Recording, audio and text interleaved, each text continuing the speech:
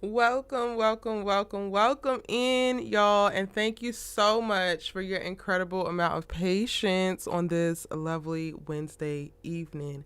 What's good, y'all? It's your good sis, Erica Vane, coming to you right here with another episode of our Sisters Keeper. But tonight, we're going to switch it up a little bit. We got Allie in audio only because Miss Mamas is not feeling well and we want her to take care of herself, but she got to get these points off. She got to get these takes off. Allie, you want to talk to the people? Yes, I gotta get my takes off, as you said. I gotta do it up.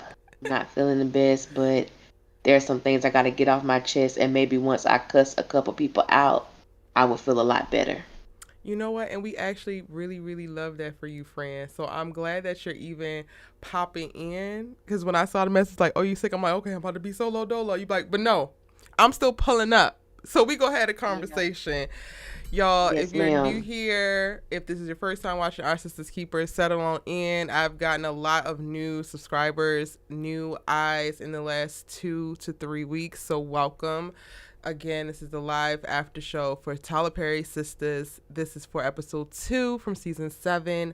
Um, yeah, if you're not following both myself and Allie Nick, then you should be. Allie Nick Official. At Allie Nick Official is her page. And let's go ahead and jump into. I know y'all were having a titillating conversation in the chat, right? I know that y'all was already getting y'all points off, but I'm gonna need them ratings. I'm gonna need them ratings to know, like, numerically where we're at because we already got some of y'all's punchlines and y'all statements. Erica James, I already seen you. I already seen you in rare form tonight, and you know what? They gave you a ton of a material to work with. So I'm not even mad that it seems like you're not missing. But go ahead and drop y'all's ratings on a scale of 1 to 10. In the meantime, Allie, what are some of the chat messages that stuck out to you the most that made you cackle or like listen, points are made? Honey, I have been cackling this entire time. As a whole, Danny done pissed everybody off. The whole brunch scene. Listen here. Um, Listen up here. Erica James, she is in rare form. She talked about, how Big Bird was, pouncing them feet as she walked up the stairs, stuffing and puffing. I, but as a consensus, this is like the most I think I've ever seen everybody kind of like really on the same page about Mmm. what we saw tonight. Even the ratings, I see a lot of sixes, sevens, and eights. I even Yeah. see 1 9. I see 1 9. Kelly Hester Um, Jones said, I'm throwing a 9 up in there. Hmm. oh, Sakina had me laughing too because she said she was trying to be grown, end up getting lit and missed the episode. Listen here. Okay, so Ellie, you're not feeling well. You're good, sis. You know I took my 3 days, right? You know I took my 3 days where I Maybe disconnected. she did. I didn't. I had my video scheduled, so y'all didn't even notice. The videos are still coming how they were supposed to come. But for 3 days, I was off my phone. I didn't watch television. I did not get on the computer. Didn't do any work. Didn't talk to anybody. Literally put myself on vocal rest. So you might can hear it. I might sound a little bit clearer. But I was like checked out. So I just came back yesterday evening and like back to the world and like opened myself up and like started doing work again. So this is like my first full day and I'm just kind of like, so many things are going on. So we got to 6 o'clock today and my ass was asleep. I woke up at 6:41 like, um, I gotta watch this episode. So you're Yes. sick. Uh-huh. I'm behind, but I hurried up and watched. I did watch the whole entire thing. I saw it. But let me tell you, it has been a day. And I've been trying to play catch up because I have been disconnected the last 3 days. Who child? So, we all figured it out. Sakina, don't worry. You a little lit and you missed the episode. I missed the episode. Allie a little sick. But we here. Here. We are definitely here, honey. And I got some I really do. I think once I probably get everything off my chest, you know what I'm saying? Especially tonight, I think I'm gonna feel better. I think I'm gonna feel better. It's gonna be a weight off Hmm. your shoulders. Okay. Yes. Naps for Days is giving it an 8. Wednesday Talk gave it a 7. Danator 7. Emma 8. Kenny a 6. Lynn Williams, member, shout out to you, and Shari P, another member, both gave it a 7. Demetria a 7. Natalie a 7. MJ is wrong, gave it an 8. Hey Whitney, welcome in, boo. Dominique gave it an 8. Allie, what you rating it? You know, give it like a 6.5. Really? Only I'm gonna one give it a point up from last 6.5. week? Well, at least I it's think climbing. what did you give it?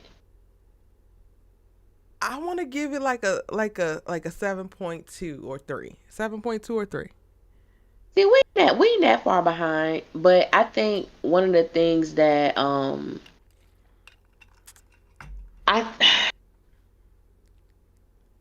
I think it was a solid episode. Yeah. It was a couple things in the episode that kind of was like, okay, I see what y'all was trying to do, but it was taken aback. Like with Hayden and Andy, it started off real iffy, then they talking like they cool. I was like, what was that?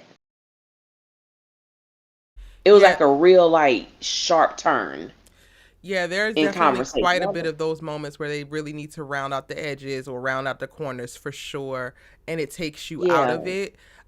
It gets a little bit still like exposition-y, and it's because they're still trying to land a plane in new sisters land. Break free of the previous. Ooh, my bad, y'all. Break free of the previous storylines that they are no longer running with, and then settling into their new storyline. So I would agree, the Hayden and Andy moment,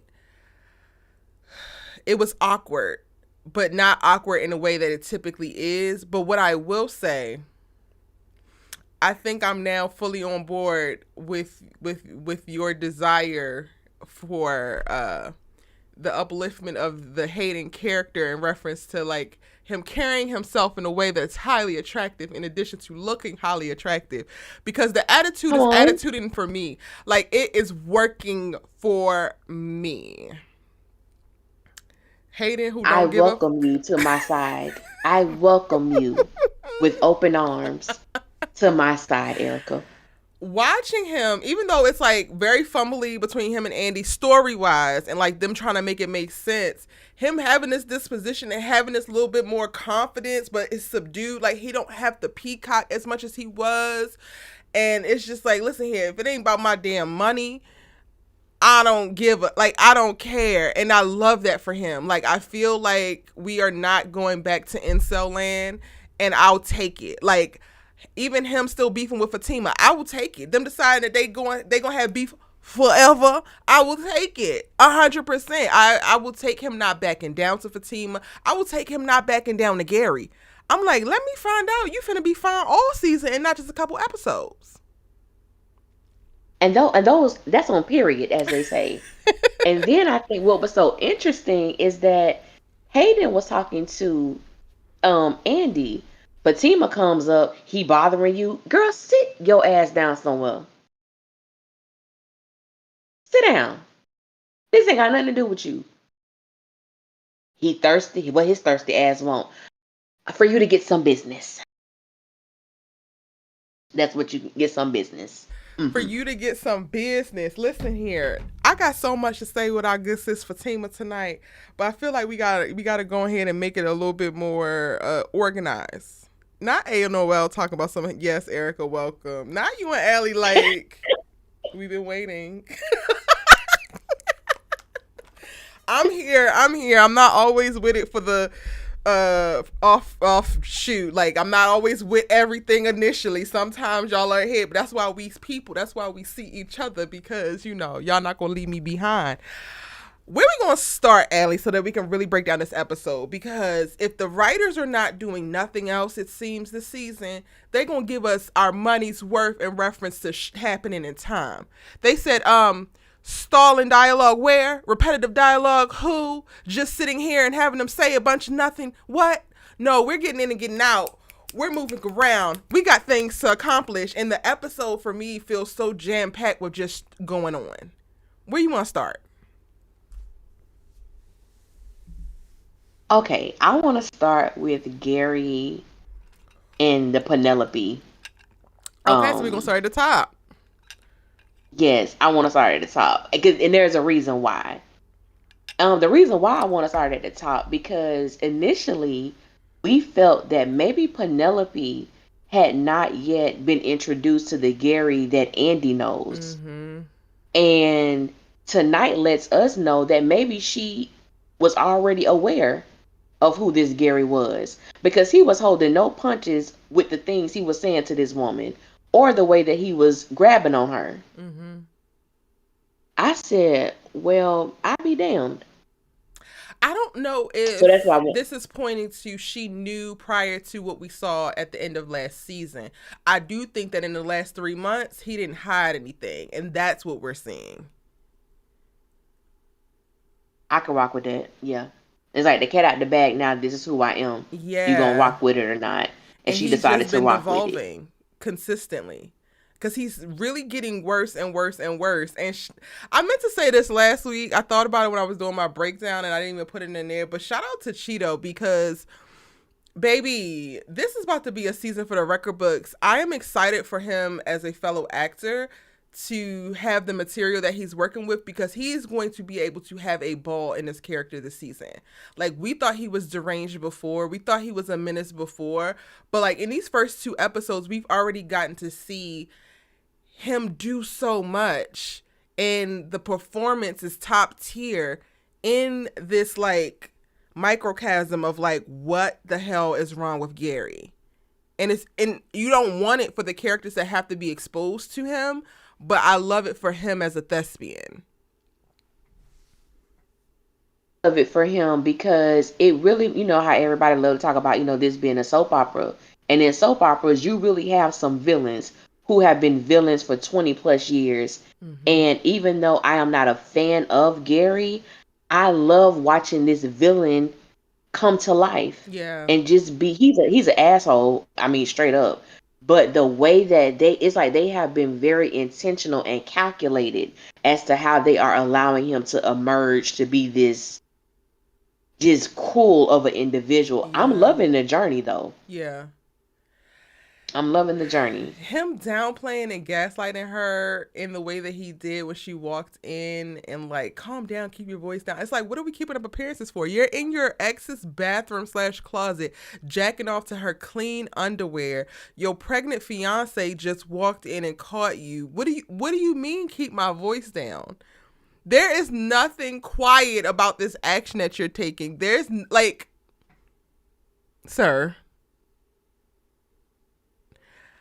There's nothing quiet about it, and then you're trying to tell me it's not what I think. I think you got your penis in your hand, you rocking back and forth, and you got your ex panties. It's exactly what I think, sir. It's exactly what I think. And you ain't for rubbing your hand across Jordan's chest. That's some nasty. That's some dirty, diabolical work. That's some dirty, diabolical work, Gary Borders. Now that's nasty. He did that. Gary is on another level. And the fact that he did it multiple times. And he literally like kind of like I said, oh my God. I was like, you're in like this is wow. You need your ass bust, but wow. And part of me is like, Penelope, I get the embarrassment that you could possibly be feeling, but why did you let this man get up out of there unscathed? Like, you were amongst family. You know what I'm saying? Like, you would have been taken care of regardless. Those hits have been dropped the entire time when he was disrespecting you and dismissing you throughout this conversation. But you chose to leave with him without it being outed of this is what he's doing. And I'm like, the only reason why I feel like she would do that is because she's embarrassed. But I'm like, girl, the more embarrassing thing is to let this ride and let him be able to save face. Yeah. I I wondered that too. Why she didn't say anything? Because my thinking is Andy knows who Gary is Mm-hmm. quite well, and it's like you're not. I don't know, because even going back to Andy and Hayden, she felt like everything was cool, and in my mind, I'm thinking it's Gary. It's never It's cool. never cool. It's never cool. Like whether he's showing you something or not, and even her talking about how he code switches all the time. So I'm like, what this guy is capable of doing and how he tries to gaslight and manipulate. This woman is pregnant. She's her emotions are all over the place. She's kind of unstable emotionally, but she's pregnant. And she's the perfect person, for him to kind of, let that other side come out and just run rampant with because what is Mm-hmm. she gonna do? Yeah. And even when they were in the what was that, an elevator they were in? Yes. They were in the penthouse Girl. elevator going down. And he's talking about you didn't. Well, did he say this in the elevator or did he say it in the bathroom about how she didn't have sex with him and it's like she's the only person who's ever been pregnant before? And I'm like, Yeah, it was he said that in the elevator. okay, He said that in the elevator, and I was just like, this dude is. I'm like, first of all, you're pregnant. Yeah, we know she ain't the only woman pregnant because you pregnating all these other people with kids you ain't taking care of. oop, So we know she ain't the only one. And even with that, like the carelessness and the things that he was saying, well, you're gonna go to my house, and it goes back to Gary when he has paid for something, when he has purchased something, he's gonna keep putting that in your face, like I did this for you. You need me, I don't need you, type of thing. And even the sex, I said, okay, so supposedly this woman is 10 months pregnant. She wants something sliding out of her, not in. hello. And look at you. I mean, Cheeto looks great, but Gary is disgusting. Who is getting turned on by that? He's very disgusting. He is disgusting. And And I then, didn't even catch he's that saying all this crazy honestly. stuff to her. And then when she snaps back, who the hell you think you talking to? I'm Right. like, Penelope, knee him. Knee him right in his crotch. I don't know though. I don't know if we want to take it physical with somebody like him because he seems like so irrational at times that he will respond physically, and she is 10 months pregnant. That is true. God, I can't stand him. But going back to the apartment or the house thing, I didn't even register that he was talking about the house that he got for her. But that is clearly what it is because quiet as kept, Gary Borders, you've been just like Zachary for quite a while with no damn home. You was shacking up with Andy for quite a while, but behind that damn divorce and like going from hotel to this to that. Where you live, you don't have no home, Mm, honey. okay. Okay. Going back to her house. You might have paid for, but it's her house. Same way she paid for this penthouse and it's free and clear, so she could put your ass up out of there. Love that for Andy. Those are facts. Listen Those are here. facts. This is yet another episode that Andrea Barnes decided to step on necks, snatch hairlines. Just, she looks amazing. KJ, I don't know if I'm feeling the storyline and or the bow, but baby, I will watch you for 43 minutes every single week. Yes, I will. Yes, I will. You're gorgeous. Those are facts. Those are facts. Leah, we Yeah. killing you with the 10 months. She is 10 months. That's what the math said. We can count, I think. Yeah, 7 plus 3 though. 7 plus 3 is 10. Ellie, how you feeling about Andrea Barnes? And I'm just gonna say I'm open for whatever you want to say about Andrea Barnes.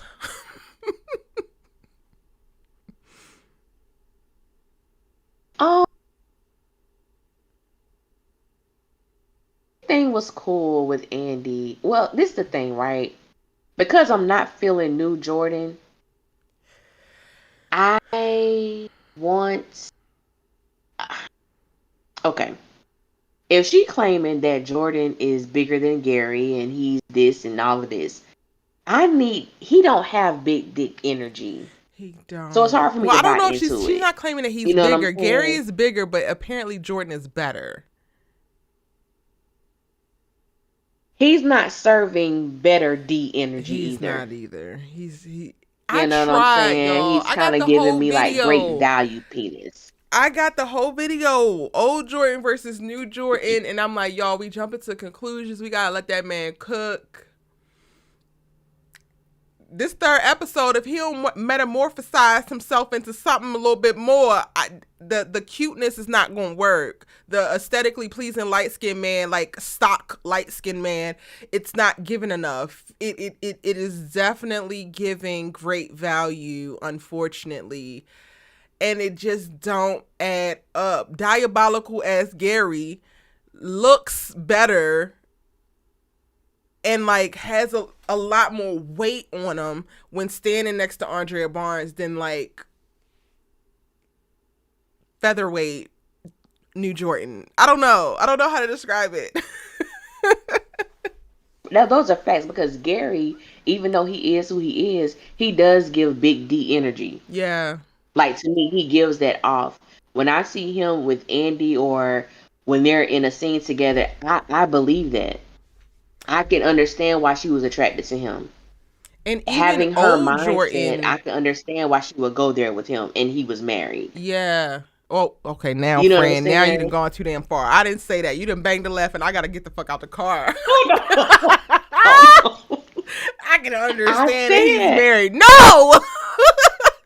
I said having her mindset, having Oh, Andy's okay, okay, mindset. okay, okay, okay, okay, okay. Yeah, So we having got her a little bit more mindset. I bird in understand. us. Okay. Yeah, I understand why she did what she did. With Jordan, it's as if like she took a step down. Yeah. Like I don't believe there's anything about Jordan that ANDI is attracted to. But the old Jordan, I didn't see it fully, but I knew it was there. Like I felt like the potential I could see. I don't even see the potential with this new one. And I'm trying, like I'm squinting real hard. Like I closed the left eye and like was squinting real hard with the right, and I don't see it, y'all. I don't. It's not there. So it's making all of their scenes like unbelievable. Yes, cringe. Yeah. But not even a good kind of cringe. Like Gary's giving a great kind of cringe that you can't look away. It's almost like a train wreck or car crash. This is like, I'm embarrassed for you. So like, let me divert my eyes so that you can suffer less embarrassment with this partner that you have. Because this doesn't add up. Hey, that was a great description. That was a great, that yeah. Just came off the dome. Okay, listen. We love it. 3 days of clarity got my mind percolating. You know what? Now that I'm like, we're processing in this way, I almost would like much rather new energy Hayden for ANDI than this new Jordan. Okay, I can rock with that. Yeah, new energy Hayden. He's giving medium dick energy. He's working his way up to big. Because it ain't big yet, but it is. I'll give him medium. Writers, there you go. Yep. I hope y'all listening. So yeah, aside from what you were saying was something along the same lines as me. I am so distracted by Jordan that I really can't pay attention to anything about ANDI except for how she looks. Like whenever they interact, aside from the brunch scene where she's not with him, whenever they interact, I'm paying attention to how little chemistry they have, how much I don't believe it, how good she looks. So I can't even register what they saying. Like I know that they were talking about he got an endorsement from the mayor, and it's like I don't even believe that you're about to be a city councilman. You don't even feel convincing in that regard. And I agree. Nothing about Jordan gives me this is someone who is interested in politics, or this is someone who has aspirations for a political lifestyle. He gives nothing. I ain't even seen him in a suit. Yeah. You are running for office? I've seen you do nothing, sir. Nothing. And not that you got to go all out, but there is nothing about him that gives that off. Like, what are something you're like, what are some policies you may want to change, or a matter that's close to your heart? If you are Right. trying to be a politician, at some point, we should be hearing these things. We should be Like, yeah, feeling your Gary gave platform hundred jumping off thousand of dollars. you. Yeah. Like, we just be able to see that it just doesn't. Nothing about him is believable. I don't believe he's into Andy. I don't believe he's a retired football player, and I don't believe he's into politics. He has more chemistry with Penelope than anybody else. Mm-hmm. Damn. Yeah, so I guess it's gonna be good that Andy's old law school buddy that she hires to get information on Gary is gonna pop up and be a little bit of competition for Jordan, because this ain't it, Andy Crawl. And it's so interesting. Like, can we take a second outside of what happened in this episode to talk about the fact that the both of us, we have advocated for Andy to get out of this toxic ass relationship with Gary and release him and find a nice young man. And now that she's found a nice young man, we're just like, nope, not him. Yeah. No, but okay. The first Jordan, I wasn't here for him, like you said. I wasn't here, but I could see it going somewhere. Mm-hmm. And I think that with this new Jordan, I agree with you that I'm just probably nitpicky when I'm watching certain things, because one thing I will give KJ her props for, she exudes sensuality to me. Mm-hmm. Like, she exudes sex, in my personal opinion. If you are her scene partner and y'all don't have chemistry, it's your fault. Ooh. I'm gonna give KJ that much props. She's amazing. Mm-hmm. She's amazing. So if the scene looks dry, if it's not her. Mm-hmm.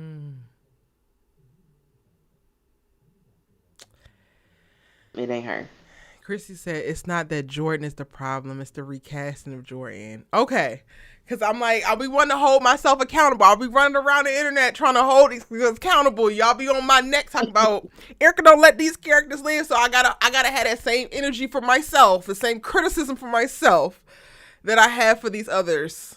And I just had to point that out because I'm like, this is a nice little man. He just chilling. He gives off what he giving off. It ain't all of that Andy probably needs. So like, am I nitpicking, or is it just not working out? And I think, Chrissy, you hit the nail on the head. It's just the recasting. The idea of the character of Jordan sounds so much better, but the delivery isn't landing anymore.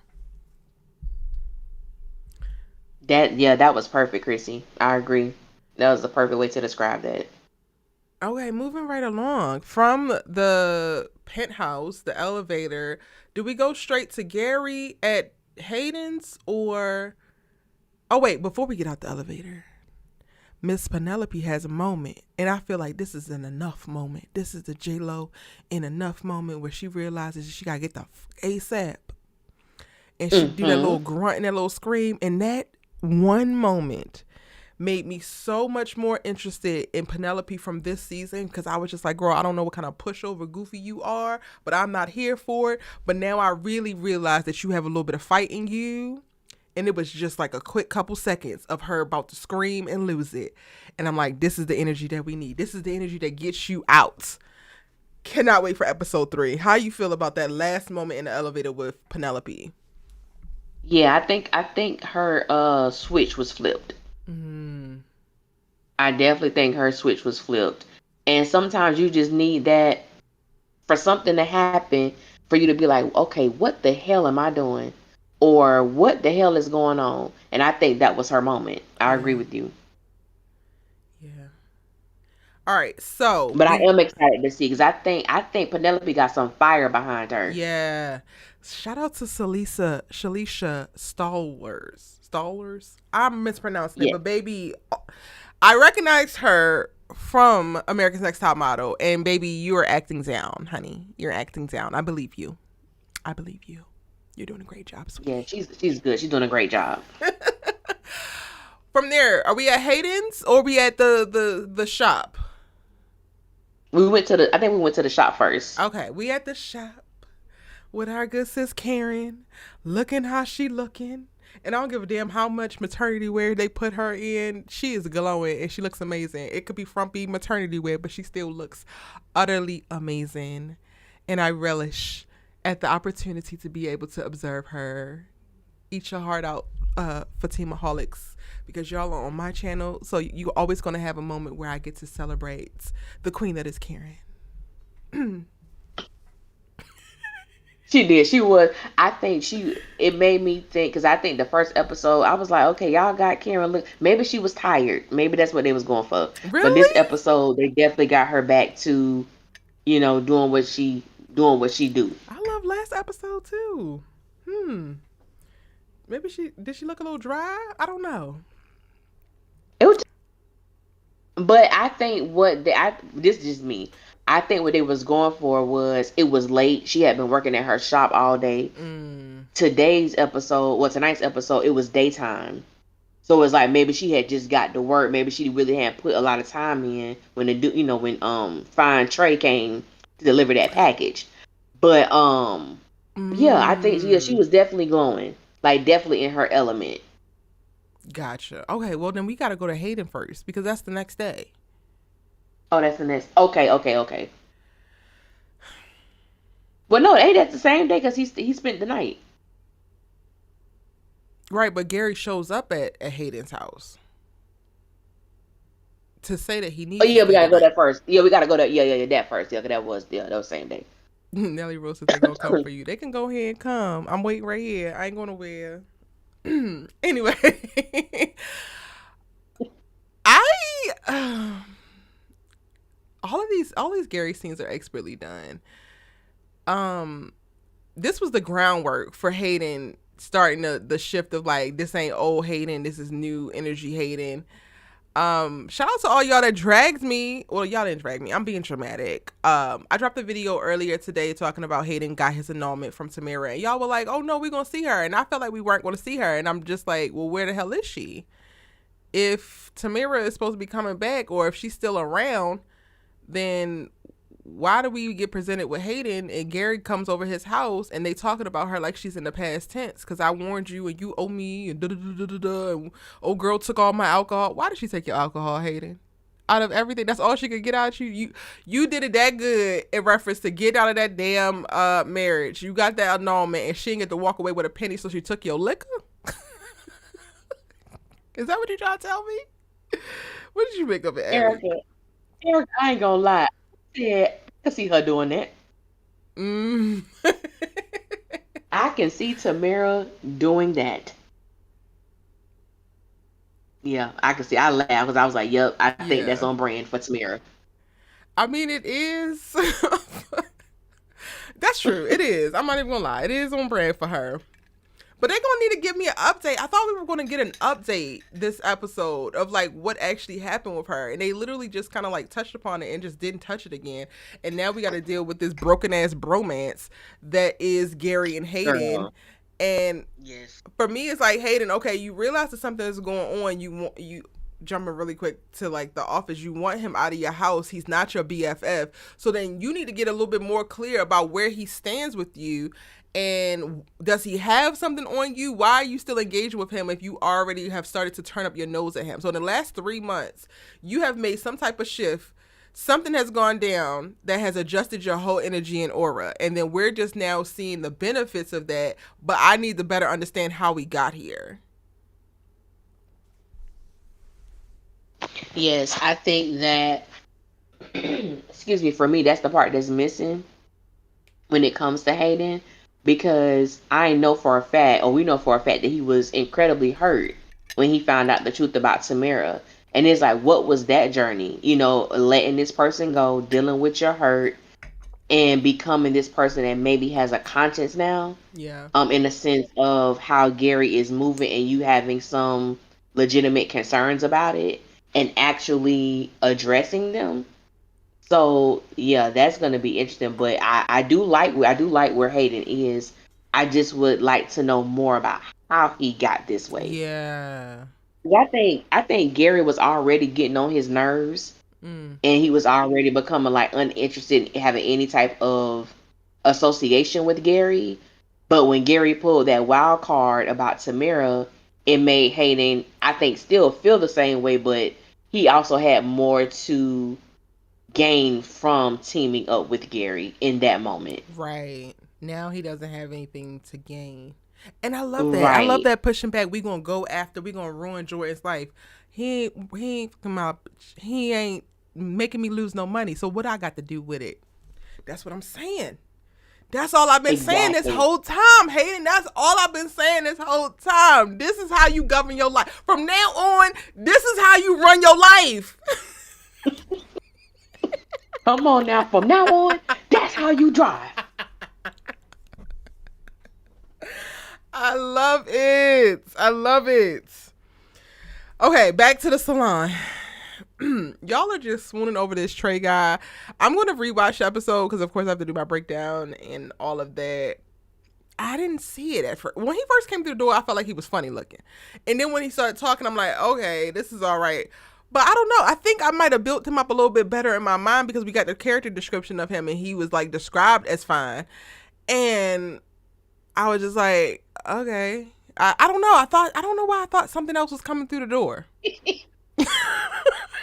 Does that sound bad? I ain't gonna hold you, right?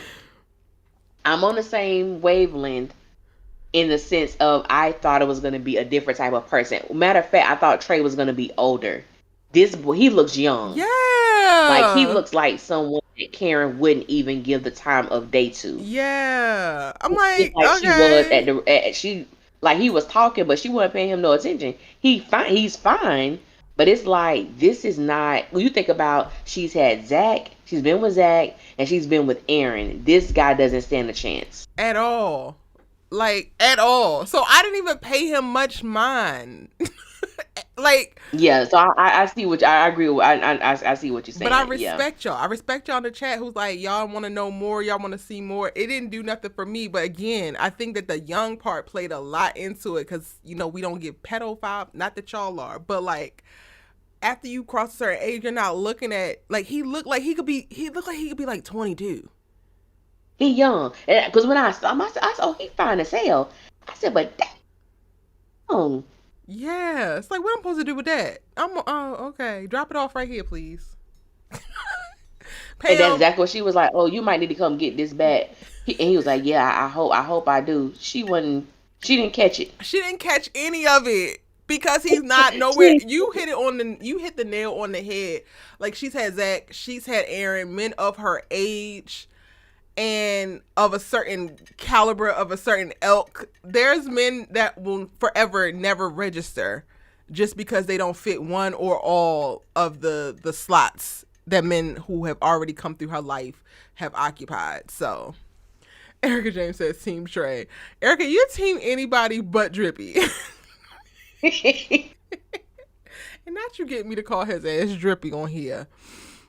That is so Ebony funny. is young, but she's playing a 36-year-old. So, like, we got to keep that in mind, too. Ebony is definitely in her 20s. She's definitely of this boy's age in reference to what he looks like. But on her character, is 36 years old.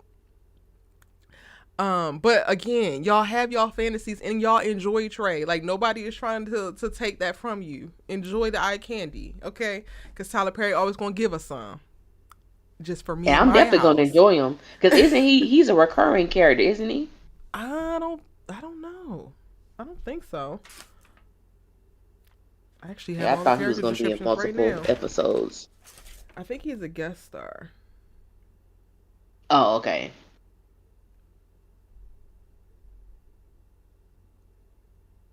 Yeah. Oh no, he might be. It doesn't say guest star next to him. So he might be coming back. We'll see, y'all. We will see. So. We'll see. Miss Pam, you and Karen's energy, banter, camaraderie, friendship, back and forth, even when you running up bills that we don't have enough money to cover, it's still everything. Oh my God. Thank God for Pam, because Pam and Karen's glow is single-handedly keeping me afloat in this damn series. Because we're going to get to them goofy-ass sisters, but Karen don't deserve what she's experiencing, and her only respite is a damn QVC ordering Pam, who got good intentions, and let her down. Yes. The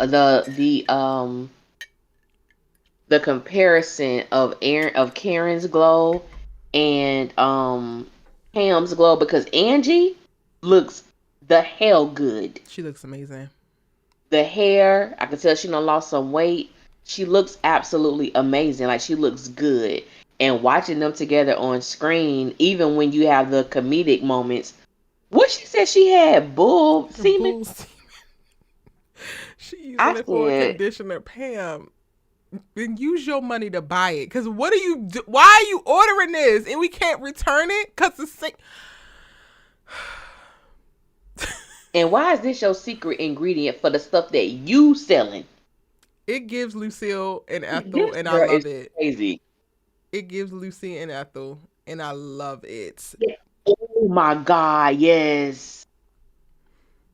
It does. It's such a great addition to the series.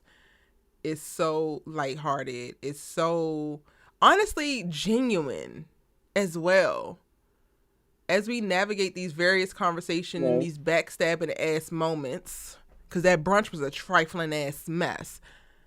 But the moments with Pam and Karen are literally bright spots of the episode that makes you like not completely lose hope in Black women connection. Because if you were just to watch the show and you don't have these moments, is this what it's like being your friend? Because I would much rather just go ahead and run with the enemies. Girl. Ooh, Jesus. Mm-hmm. I can't even keep track of what's after that. We jump around so much, so I don't even know if I can say. I think we went to Zach and Fatima. Oh, okay. All right, Erica James. Do not leave us. Do not leave us. We is locked in at this point. We got the same name, so we is here forever.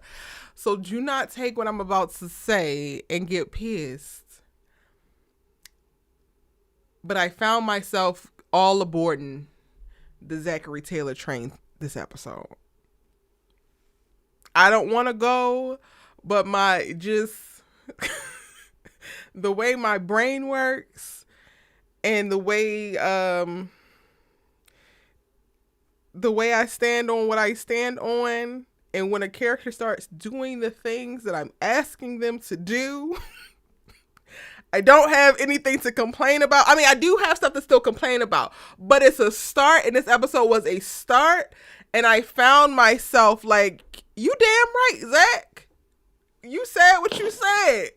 And I'm like, wait a fucking minute. Like, I don't know. No. We still 10 toes on this head. What are we doing, Erica? But, yeah, no. It's all aboard, and I think I'm getting on the Zachary Taylor train again. Okay. Now, I'm not getting on the Zachary Taylor train, but I am at his stop. I'm not drunk, Erica. I literally only have water. But I'm gonna be accountable to it. I got my reason, so we gonna unpack this. Why you at his stop, Allie? Because I could take that. Because at least you understand that there was something different. Like that.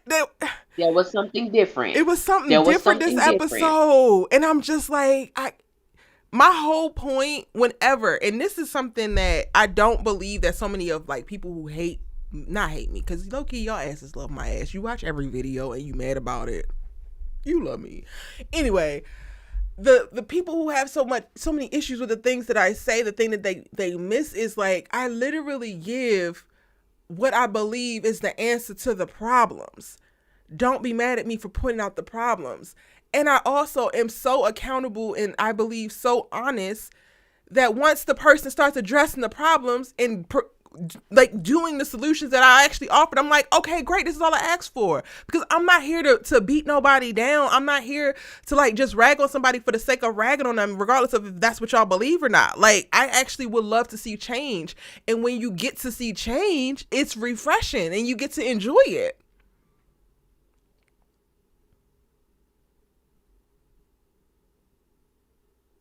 Allie, you there? That's this is my thing. I'm gonna take a trip down memory lane just for a quick second. I'm gonna Okay. bring it back. When Karen first told Zach that she was pregnant and she took the pregnancy test at her shop, he went back and told Fatima that Karen was pregnant, and he never once doubted the fact that he was the father. I think he asked about Aaron, and Karen told him that she had only had sex with Aaron one time. So he always believed that he was the father of Karen's child. It wasn't until Fatima started dropping seeds of doubt in his mind about the paternity of Karen's baby that he took this whole different approach to Karen and this child. I want to know what the hell happened in these 3 months That that has now made part. him turn back. That not only is this my baby, but I'm gonna talk to Karen and ask if we can name the child Zach Jr. I said, what? What the heck? What? It feel like we missed some really great character development, friend. And I'm happy Yeah, that we here, but I also low key like I wish I got to see that part because that's the work I have been asking for. Y'all are seeming like y'all arriving at the precipice of what I believe y'all could be, and I don't realize how you got here. But listen, I'm just glad your asses are here. yeah, I yeah. appreciated. Okay, so like let's start at the top of the Zach and Fatima scene. The gluten-free Okay. oatmeal and the coffee. I have been screaming that he needs to take interest in the things that she likes. They gave us that. And it's a very small Yeah. thing. It's not enough because you still need to take her ass to a karaoke place. You need to take her out on dates. You need to do more in this relationship, Zachary, because she done given her way too much. But I'm also going to take what you giving right now, and I'm going to understand baby steps, and this is a pivot. So even that, right? I don't necessarily love how now all of a sudden he's Chef Boyardee when his ass could not cook for quite a while, and now all of a sudden he knows how to cook and he be throwing down. No, you don't. But okay. I'll take it. It's the intention that matters. It's the paying attention to what she likes and making a concerted effort to provide that for her because you want to make her smile. Then when you get to the we're just having breakfast together and the conversation is so flippant because it's easy, it's not drama filled, it's not anything. It's like I've already worked out all of the bullshit that has been going down or whatever, and it's clear I'm gonna do this for Michael, so of course I'm gonna do this for Zach Jr. Oh yeah, Zach Jr. I gotta run that by Karen. Like all of it being so effortless feels like he's done the work that also ties to these things leading up. And like while Fatima is having her little discombobulation over there, that points to something that she got to work on her own because Zach is already in a good place. He's solid. He has a line of communication enough with Karen to know that he can, hit her up to talk to her about the damn name, and it's not gonna be no bullshit. It's not a bunch of rolling the eyes, not a bunch of insinuate how crazy she is. It's none of that. It's like it's just a regular ass to-do list. You know what I'm saying? Mm-hmm. And so for me, it's like, Fatima, you the one who have the issue. You the one who talking around the issue. And I don't know if this was as intentional as it came across to me, but it also feels like Zach is not getting too wrapped up in what Fatima got going on.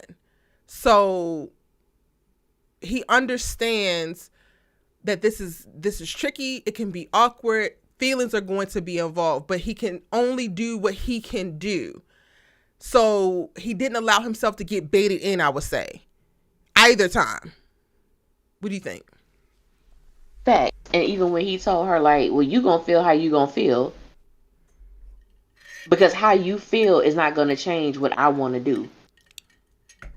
And I think that was very different from what we've seen of Zach because he could be thinking one thing as if he needs Fatima to validate, what he feels, that he's going in the right direction, that Mm-hmm. he's saying the right thing, that Yeah. he's making the right choice. Like Yeah. he told her, like Fatima, the baby. I mean, I think I'm skipping, but when he was like, the baby is mine. I know that's hard for you, Fatima, because I'm having this, we're having this baby, but the baby is mine.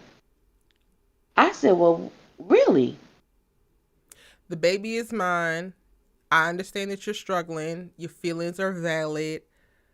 But this is the case. It's going to continue to be the case. I'm not going to be shaken, stirred, or moved, and I'm still in this. So this doesn't mean that we're breaking up right now. This doesn't mean that we're going to nuclear levels like they were going to nuclear levels before. Like, this is what, to me, a healthy relationship feels like. It felt much more like y'all are in a healthier space. Aside, like, you not being able to divulge everything at any given moment is going to be a thing. So no relationship is perfect. But I think that that's at its core. Zach feels a lot healthier and a lot safer for Fatima to even experience what she's experiencing, even if he's not conceding to what she wants or what she's saying. He's acknowledging her feelings, having space for her feelings, and still staying true to himself, which to me feels healthy.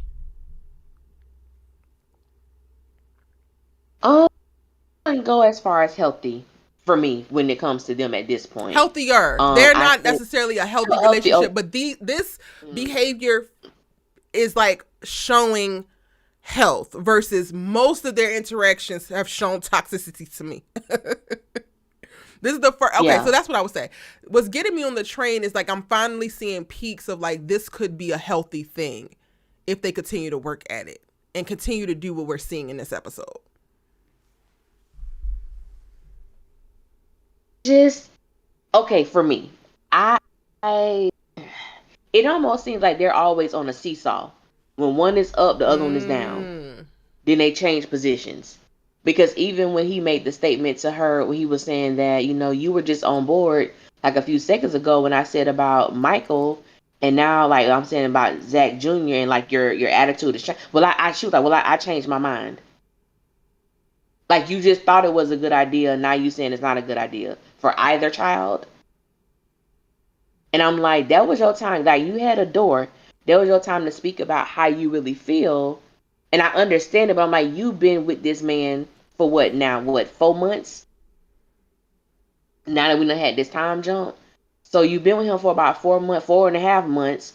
And I understand you feel how you feel about this child, but you've been with him for 4.5 months. Karen been pregnant almost that whole time. And to everybody, Karen always put him down. Didn't Fatima call him stupid a couple times tonight? I just want to make sure I bring that to the forefront. He was called stupid. She told him he was stupid to believe that the baby was his. So I just want to throw that out there. Going back to your point about, you know, she should be able to speak. I think yes. And it's still growth because before this, we wouldn't even have gotten I changed my mind out of her. You know what I'm saying? Like last season or in Zatima, we would not have, unless they were in a full-on knockout brawl like we got to see in like episode 12 of Zatima. Or 11. She would not have said, I changed my mind. And for me, this is, I guess, a time for me to be able to reiterate what health looks like for me. Health is not perfection. Health means functioning in a way that is mostly conducive and positive for your growth and the thriving, whether it's for you two as individuals or the relationship. And her saying, I changed my mind in that moment points to the fact that you definitely still need to use more words, but it still brings it to a point in the conversation of like, okay, so you identify that this is a you thing because you just said that you changed your mind. Nothing has changed on my end. So what about this has changed your mind? If they were to go further in that conversation, then you would be able to unearth the jealousy that is seated there and what Karen's kid elicits for her versus what Michael elicits for her. And there's still something to process there. I don't think all of it can happen all at once, but it feels healthy to me because before this, we would have never even arrived there. And she would have thrown it back in a way, and then Zach would have victimized himself. And like, instead of it being about, well, let's figure out like, what changed, this is your feelings, it would have been this whole thing of like, you don't, like, Zach just used, not that he's not going to do it no more, y'all, because again, this is only 2 episodes in.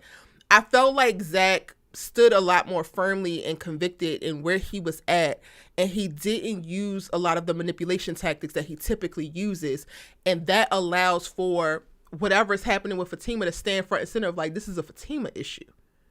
And that to me is healthy, because you're able to identify these things within your relationship. See that? Does that make sense, y'all? See, I know for me, I feel like Zach represented more of a healthy partner for me Oh, than for Fatima sure. did. For sure. Because I don't necessarily, I feel like when she said I changed my mind, I'm thinking, but is that the truth though? Yes. Because it was cool for Michael, it's not cool for this Karen kid, because I feel a way about this Karen kid. Right. So my thing was, she said, I changed my mind. Did you change your mind for Michael? Well, now she did, because it's tied to Zach Jr., which points to like, girl, this is a you problem, not a Michael or Zach Jr. problem, or Zach problem, to be quite honest. And now Right. you and your therapist can go ahead and unpack what just, like, I don't know. It's just something about shit being in the open. So much of their stuff is like undercover and under wraps, and they hide. It's fine, and I'll be the, like, this, everything is on Front Street. Everything is very clear. Even if it's not the thing that True. she needs to say, it's out there. The elephant is walking around the room. It's about when y'all going to address it. And they addressed in this episode that she's also in therapy. So I'm like, now you got something to take to the next section. Why did I change my mind in this moment? Why am I pushing back? Zach is fine with it. And like, I really appreciate and respect him not allowing it to make him a victim and taking too much offense to her feelings, because she's tripping 100%. However, I understand how she's tripping in the circumstances that she's in. And for him to be steadfast in, that's my baby. You already know that. I know you have feelings. I'm going to the fucking gym. I'm going to play basketball. And I'm not going to allow this to make me feel differently about how you feel about me or about this relationship. I'm going to let you have your moment. I respect that. Oh, I definitely give Zach props for how he can. I was thoroughly surprised and thoroughly intrigued by the way he handled that, because we're not accustomed to seeing that from that character. And I was just like, wow, okay. Because normally he would cower for the most part. Yeah.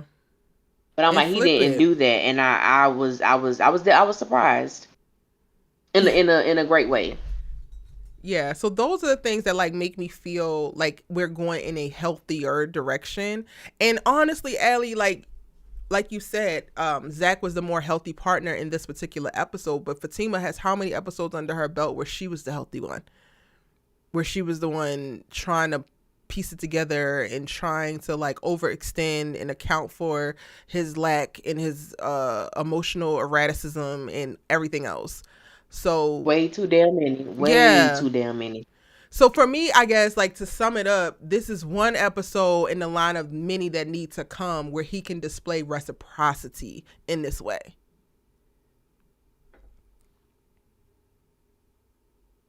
Money Green say Erica is not switching gears with Zach Tima, but I am calling it how I see it. Now, I'm not getting all in the trenches specifically with the team as a couple, because I think that they still could probably use a breakup moment. However, I appreciate where Zach is right now. Been calling for quite a while. I can too. Erica J says, I'm gonna black out until the drippy train ends. I appreciate you, Erica, for hanging in there, because I knew it wasn't gonna be easy to hear all that. Jess Danielle says, I really do think that Fatima is jealous of Karen, and the new writers seem to be making her more realistic in this type of situation finally. Yes. And that some is people so, felt the way. I love it. Some people felt the way when I made the video and I was talking about, Fatima being jealous, and I still get so much, you just hate Fatima. And I'm just like, I literally say in the video, I understand. She has 100% reason to be jealous. Like, jealousy is normal. these are extenuating circumstances, and it's a lot to take in. So yeah, she can be jealous, and she doesn't mean that she's a terrible person because she's jealous. Even if it's a fleeting moment of jealousy. You know what I'm saying? Yeah, I think it's the way for me. I believe a lot of the writers, it seemed like they're doing damage control. For me, the thing that was so evident in episode one was this transformative style of the way that Tony was presented to us from when we first were introduced to him to now. And I think the writers, from what I can see, they're kind of doing this transformative change with Fatima, the way that Tyler presented her and wrote her, because when the baby was initially presented to Fatima, she acted like it wasn't a big deal. Mm-hmm. She wasn't swayed by it. Things happen, Zach. It is what it is. Like it was almost as if she didn't even allow herself to truly process the things that were happening in her relationship with Zach. Mm-hmm. So it was like it wasn't an emotional, I guess, like to soak it in and see how you really do feel about this man that you're in love with, who's about to have a child by a woman that he was just in love with 3 weeks ago. And now processing it, because I think both of us talked about in our videos about it's different now. Karen is growing. Hello. There ain't There's no denying whether she's proof. pregnant or not. She's walking around with physical proof of Yes. the moments, like moments happening during a time where you were falling in love and falling for this man and deciding to get in. Like, she is literally a physical manifestation of the love that he has for another woman, and she looks damn good while doing it. That's going to incite some shit.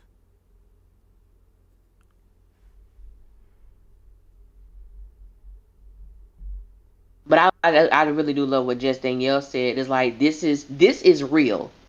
I feel a way about this. I've been trying to, hold on to this strong. I can't.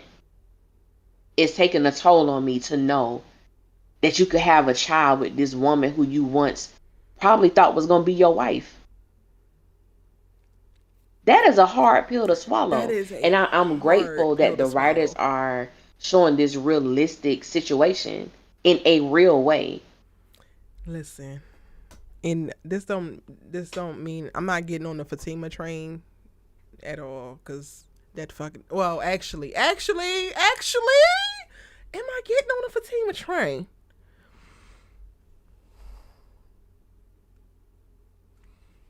I might be, because it's some raggedy ass homegirls that try to set her up.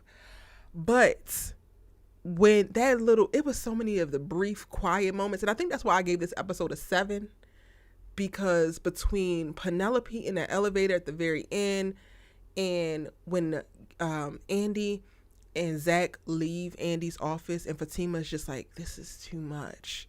I said, that's what I've been saying. Oh, girl. Loved it. Love it down. That was real. It was real. So real. Finally, let's call a thing a thing. I get it. You want to ride. I get it. You want to die. I get it. Like, you think that this is the best man that you have ever had. However, what about you? What about mentally how you are thinking? What about how you are feeling? What about your experience in this whole thing? This is a lot. This is too much. When she said that, I damn near screamed, because it's like, yes, girl. Finally, you're admitting it. Because you running around here lying to yourself and lying to all of us ain't doing a damn thing for you. And I think that that's the part that some of the people in the audience miss, especially when interpreting whether it's my or your criticism when it comes to Fatima. We know the truth. The truth is in our mutual lived experiences. The truth is in our empathy and understanding of the circumstances that you're in. So you sitting up here lying to us each week, playing big and bad like it don't affect you, like you don't care, like you big bag Tima and nothing ever hurts your feelings, is a lie. And we can't respect liars. We're finally getting the truth. That's what it is.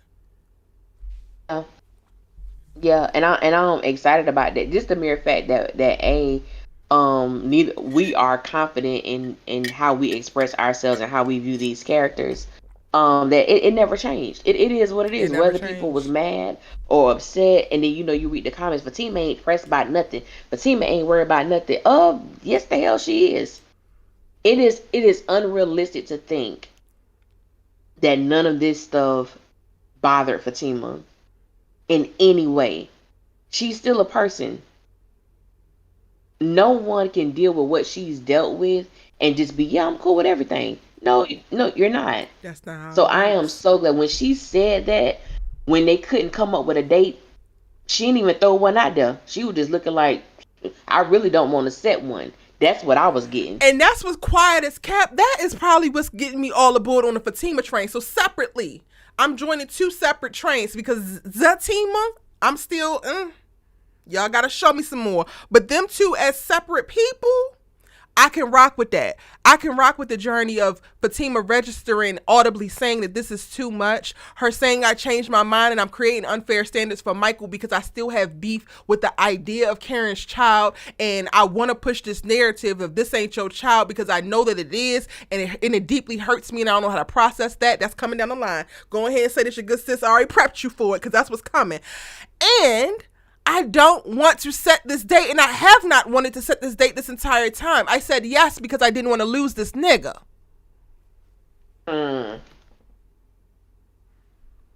I'm here for it. I'm here for the story. Absolutely. Yeah. Yeah. I mean, I'm not on the Fatima train.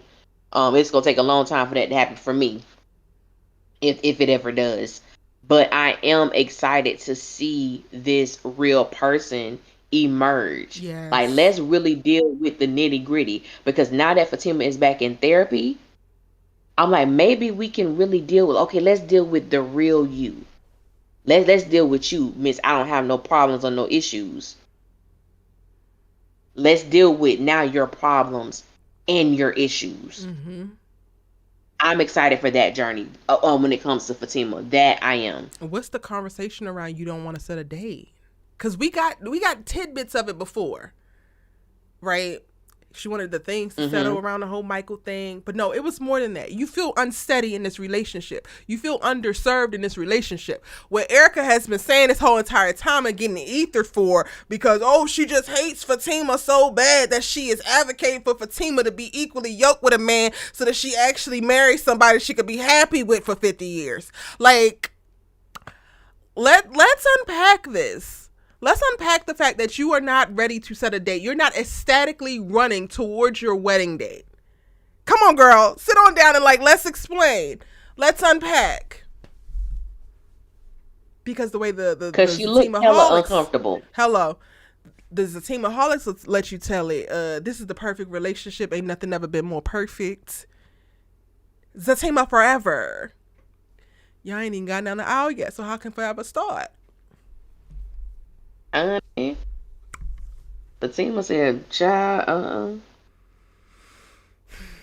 I'm excited. So that's what I mean by that, like getting on the Fatima train. I'm getting excited about her character again. I was not enthused, not excited about her consistently lying to us and just completely unaffected by everything. And Big Bad Tima and Madam are just gonna run through the Sisters universe, and I'm over it. This I can get with 100%. She could go ahead and slide up under Sabrina in reference to the rankings of the storylines that I'm most interested in. Well, actually, no, under Danny, because we're going to have to unpack you disloyal hoe. But okay. So we want to go ahead and get to this damn brunch. Can we go to the airport real quick, Ellie? Oh, damn, girl, I forgot about that. I'm uncomfortable. I'm uncomfortable with the shenanigans happening at the airport. I'm uncomfortable with the quick taste. Like, I understand it in theory, and it sounds great in theory, but in execution, it feels very weird.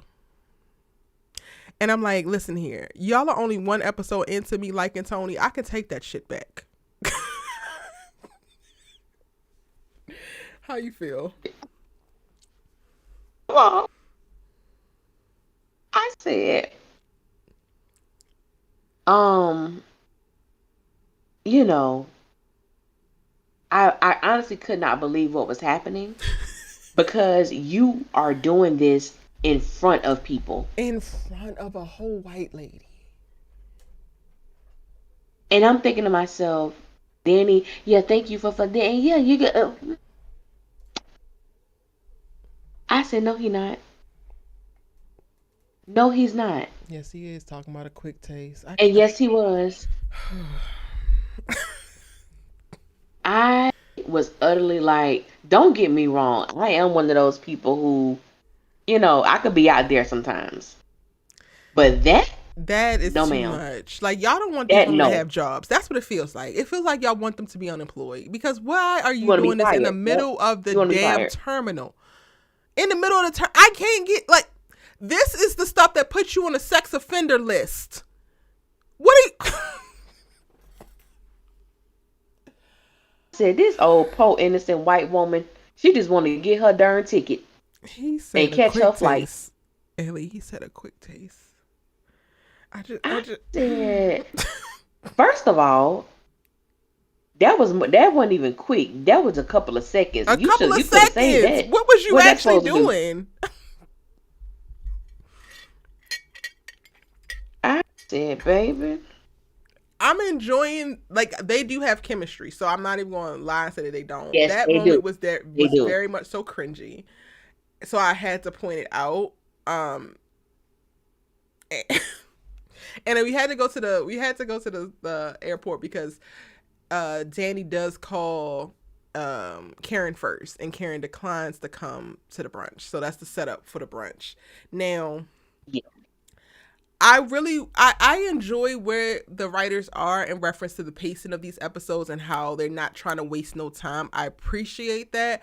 However, I feel like we could have used the scene of how Fatima got asked to come to this brunch, because they felt a little bit too familiar, as if this is not a one-time occurrence, even though Zach gives us a qualifier at the end.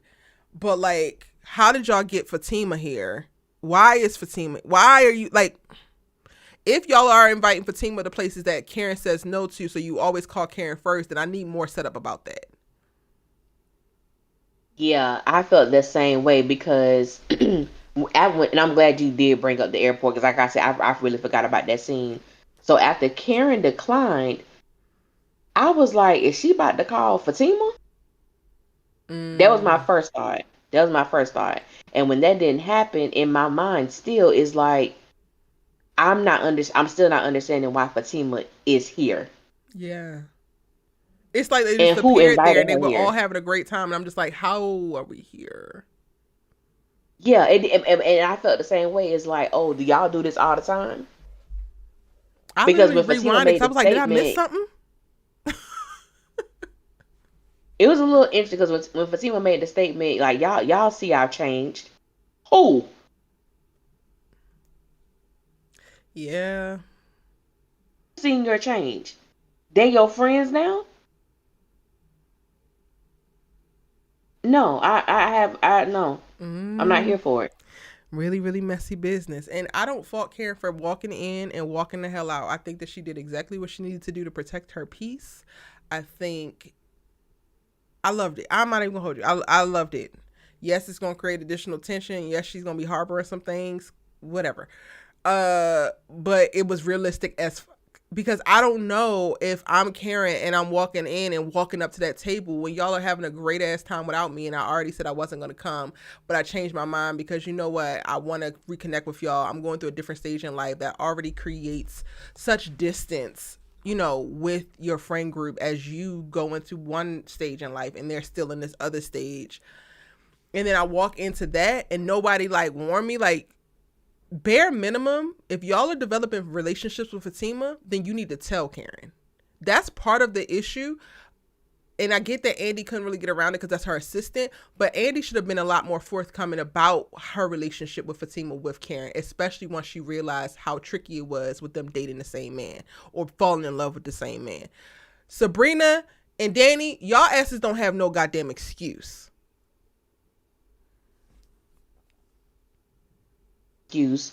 And okay, already I'm just like, okay, I know Fatima was at this brunch.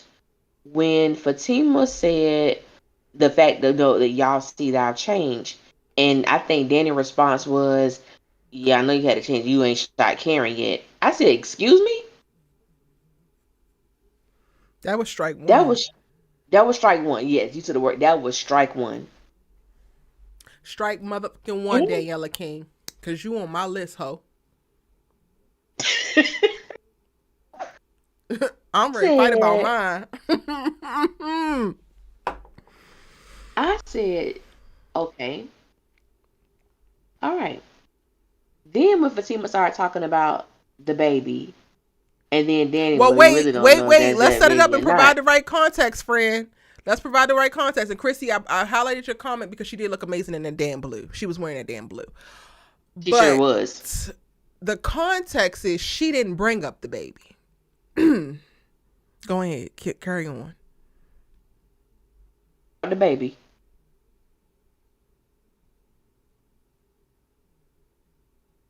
It cut out. What you say? Who brought up the baby? I forgot. Sabrina. You guys, so like, are She you thinking did. She about asked about, marriage have and y'all guys kids? thought about kids? Yeah. That changes everything. Cause I just knew Fatima Yeah. came in here to cry out her little ass heart to Karen friends, and that's not what happened at all. So Fatima, you got it, Miss Mamas. You got it. And honestly, I feel like she did practice a little bit of restraint, but I don't want to like lay anything down before you get your points out. I'm trying to understand what my point was. Why you figured out? You got Melee. Thank you, boo, for the super chat. I appreciate you. Wow, Oh, that's that was sweet. incredible. Y'all don't know how y'all are showing up in my life right now, and I really, really appreciate it. This year is starting off in a great way. Danny is a trash Awesome. friend. Trash. Trash. Dumpster juice. Is that where you want to go with your take on the brunch? You want to go ahead and get it out? Because I She feel is like I got a dumpster juice. rant She's brewing like right dumpster here. juice. Because when I tell you Danny, and like y'all already know, I always say I got a love-hate relationship with Danny. This is the mess that really pisses me off about this character, because she's so defensive about therapy, and then Fatima say something about therapy, and all of a sudden she gonna go to therapy. I said, okay, anyway.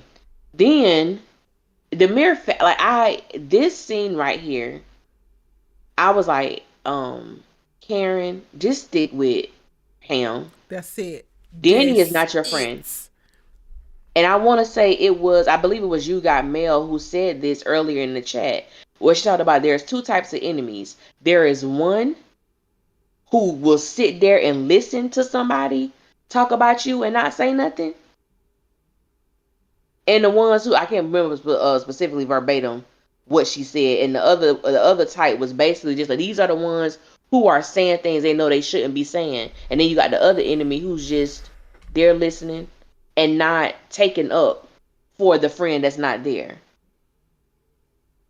And I'm like, all of them was wrong. And I gave Sabrina more props because she wasn't saying nothing. But I'm like, baby, your silence is golden. Your silence is loud.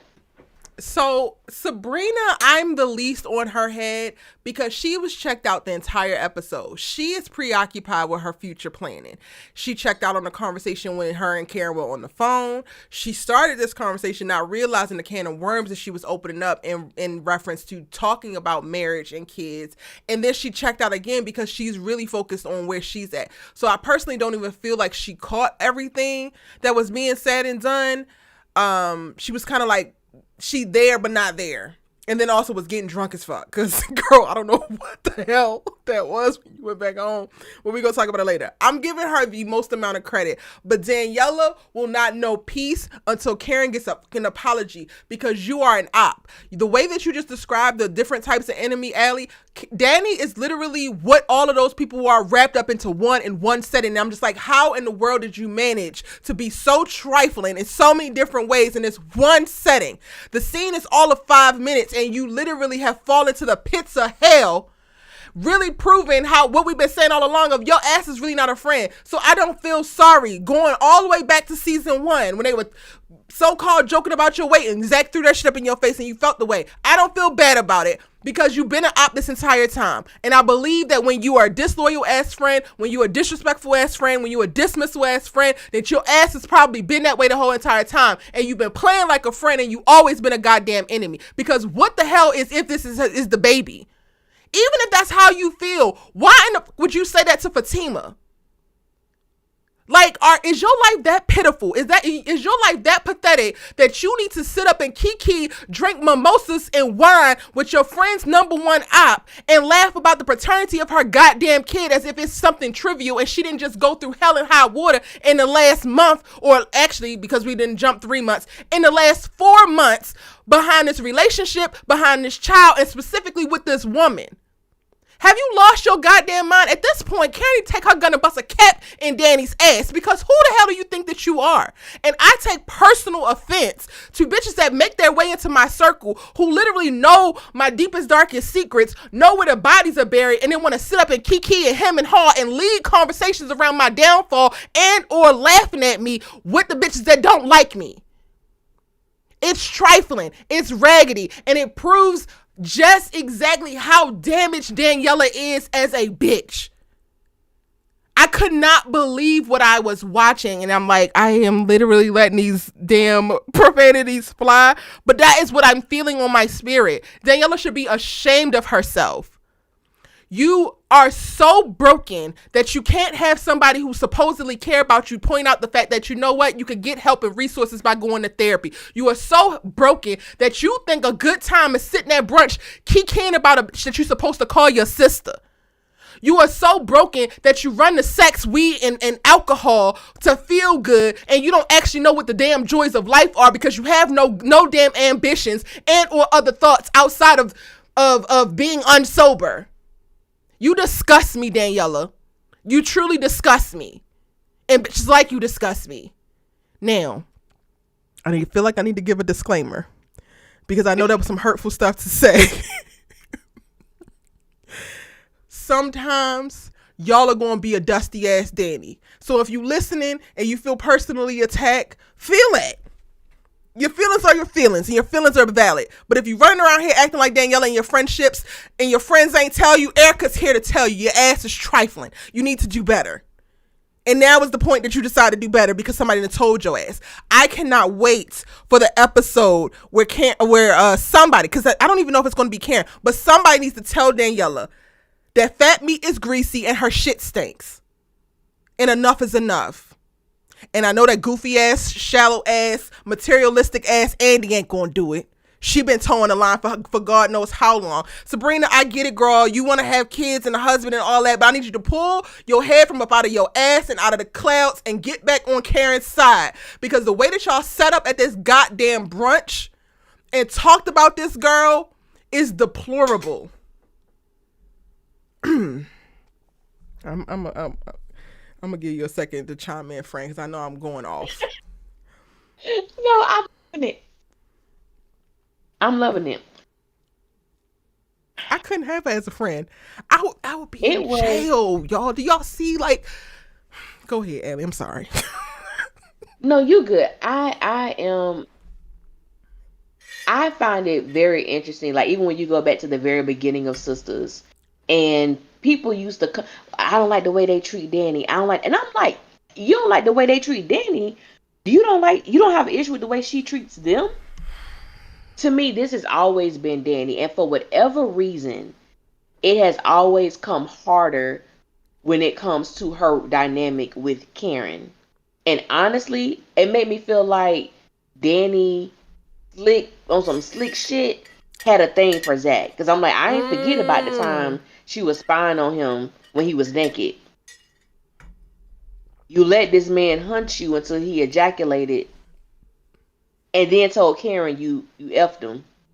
Like, the things that she said to Karen over these seasons has been incredibly hurtful. And it has been very difficult for me to look at Danny as a friend. I don't think she's that. I don't think she's been that for a very long time. But I don't know what her issue is with Karen specifically.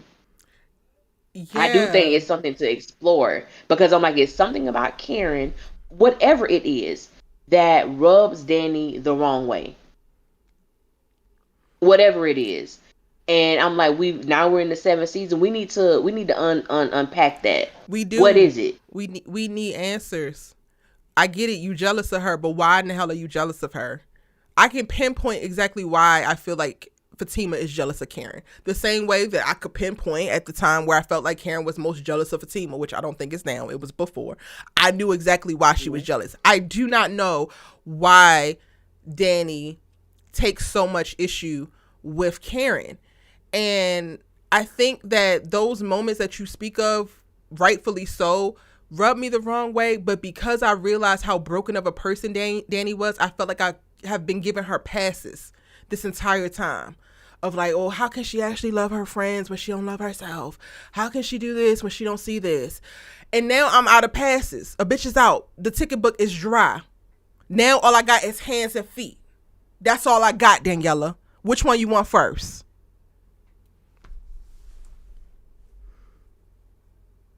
Girl. Ain't no else that's coming with it. Y'all making my night.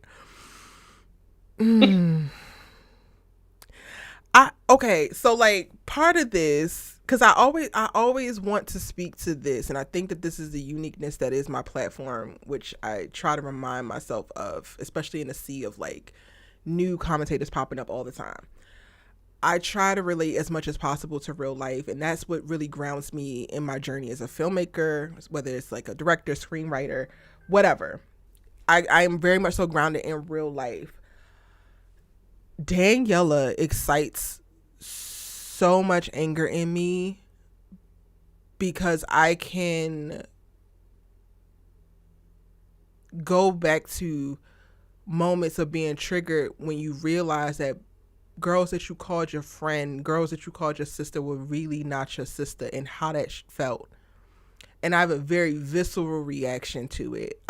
There's certain that I do not play about, and there's certain that I will fight about. Like, I'm grown as fuck, and I should not be out here fighting, but I think that this is one of the things that I like. If I was to befriend a person now and let them in, the way that I'm so curated with my life, the way that I'm so specific and intentional, I would be beating bitches' asses if they would, like, if I had a Daniela close to me, there's no way, there's like 100% chance that we're fighting the moment I figure it out. Because I feel like this is just some things in life not that you can't come back from, because maybe you can come back from a lot of most things. I don't know. This just speaks to like something is really rotten in you for you to really like think that behaving in this way is okay. I don't I know. Again, agree. it's And I something think that's another triggered me. thing too that is so prevalent is the fact that Danny uses uh humor as a way to be disrespectful and cruel. And so a lot of it goes, oh, that's just Danny being Danny. No, no. Danny is she is a comes off as a bitter individual.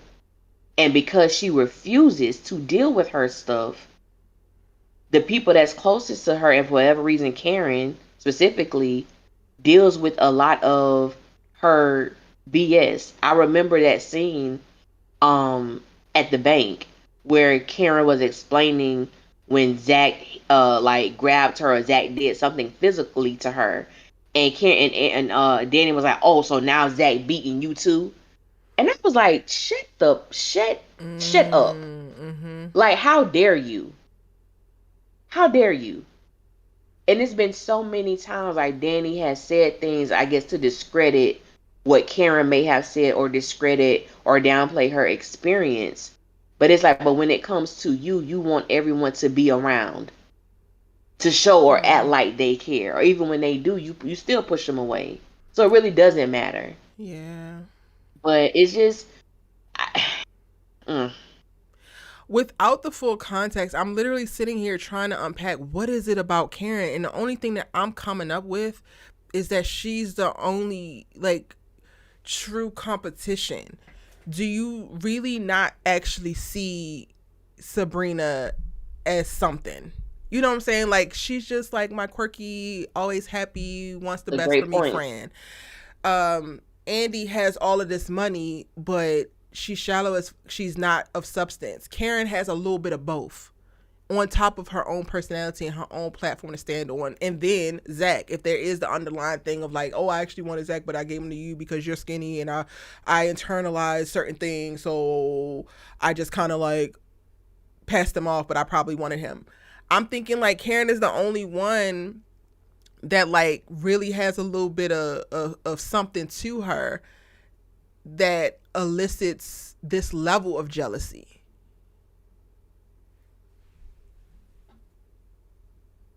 That might be true. I really hope there is a specific explanation, clear explanation that we could get for that this season. Yeah, but I'm pretty much done with her and I just want to fight. Like, I don't even know if I'm as excited for her therapy journey unless the therapist is going to unearth the explanation behind this, because this was just so unprovoked and unnecessary. And like, you have plenty of other broken things to display, plenty of flaws to display at this damn brunch. You making a mockery of your so-called sister was never gonna fly, never gonna hit for me. And then to like call an accountability to people around, nobody gonna speak up for Karen. Not Nobody a gonna be damn like, all one. right now, y'all, like, not too much.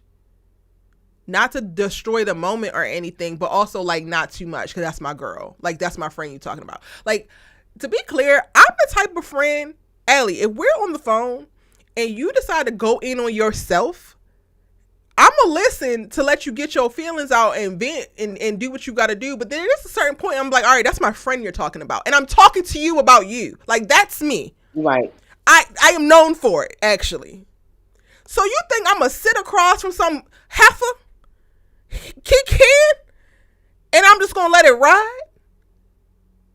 And we're talking about your unborn child, this tumultuous ass pregnancy, and break up the I don't know where they made these sisters, but these sisters is not the sisters that they was making in the 80s and 90s. I Yeah, don't know what yeah. brand of sisters these These ain't is. sisters. These are not. And I know what it's like too to have friends, and you lose, and crazy things happen, and those friendships are severed. I think sometimes losing your girls is more detrimental than a hundred ending a percent. romantic relationship. That is a hurtful thing. It is And a then when grief. Okay. it's so hurtful. Ugh. And I think when Danny said, "Oh," she was like, "Well, I don't really know if that's Zach's baby." But Tima said, "Oh, you don't think that's his baby either?"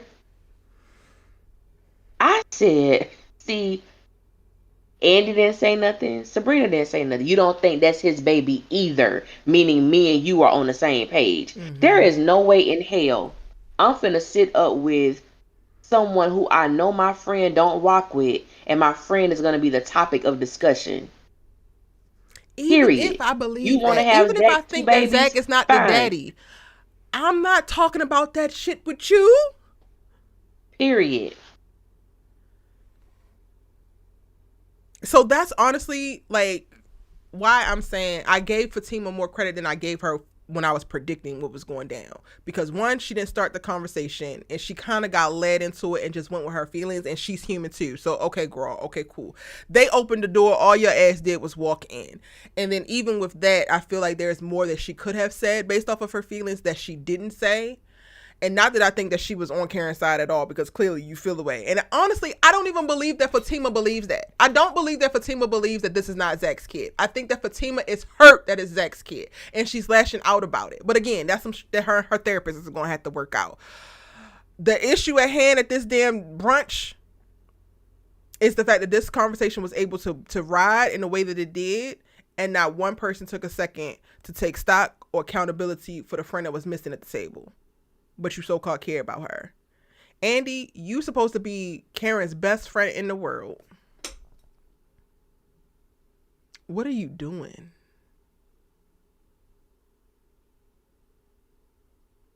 as I've stated so many times before, when it comes to Karen, to me, Andy has already shown where her loyalty lies.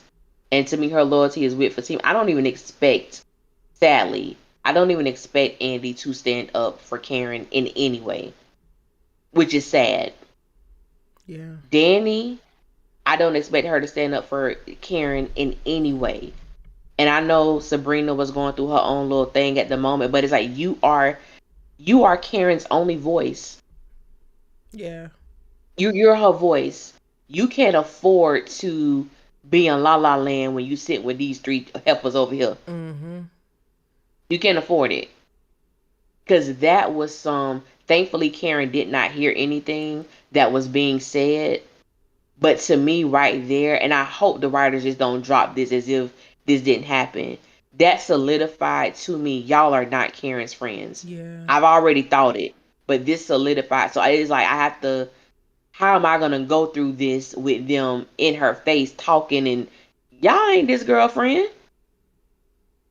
At all. You And just damn not. sure not her sister. Nah, you definitely no damn sister. Mm-mm. Mm-mm. Cause And I can't imagine. Oh, go ahead. no, go for it.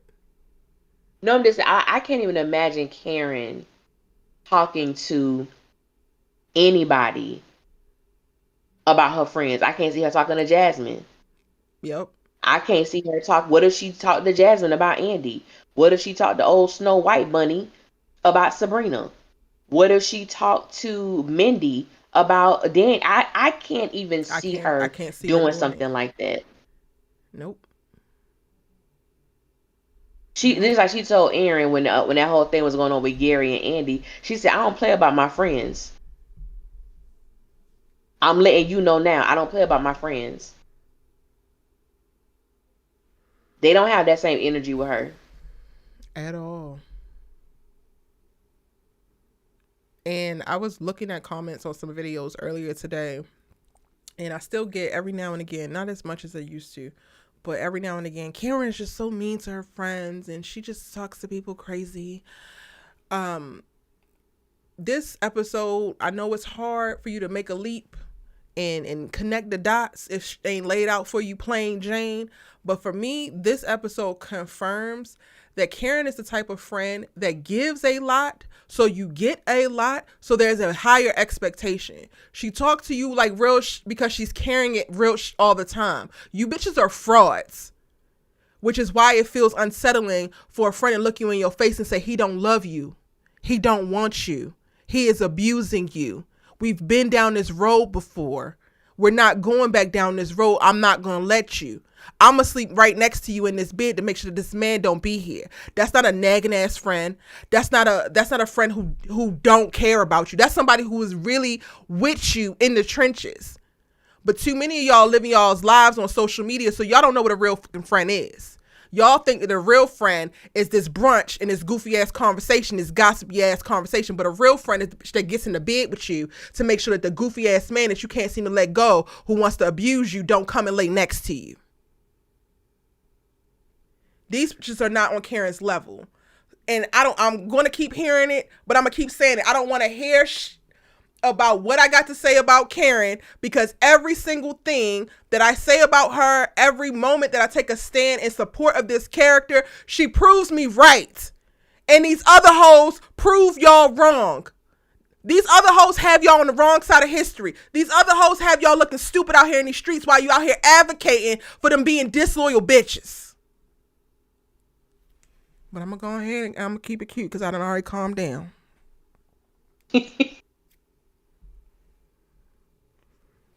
And I tell you one thing, I'm gonna try to avoid as many of y'all as possible, because the way some of y'all are placating and just the way that aesthetics has a chokehold on this society, and as long as it look good, it must be good. It just disgusts me. Because yes, this brunch looked cute, but the topics of conversation and what was being had was diabolical and disgusting. And I would never want to be a part of a group like that. If I was just I just happened to meet these girls, these some cool girls, and that's what the conversation went. I don't even know Karen. I'm getting up because I don't even like the energy. Y'all are low vibrational. This is low vibe stuff. This is not, no. Count me the fuck out. Whew. And Even I'm just walked trying out to on a understand stupid wedding. how we cool with Exactly. Fatima. What'd you say?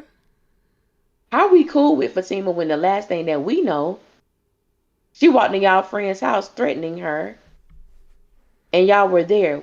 How we get so chummy now that we're toasting and drinking it up? I need to understand what that journey was.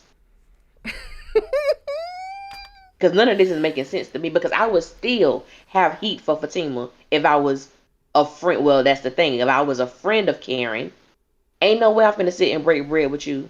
I pass. Ain't no way. Ain't no I way. pass. Ain't no way. I And then you appreciate it were because only you be holding it excited down, honey. because Karen wasn't there. And you wonder why she keep turning you down. Y'all are low vibrational bitches. That's why. Me and my baby, we're operating high. High vibrations only. Ain't no way. I appreciate you, honey, because you be in the comments doing your damn thing, and I appreciate you. We're gonna be fighting it together. Because I know they coming. They coming this week for sure.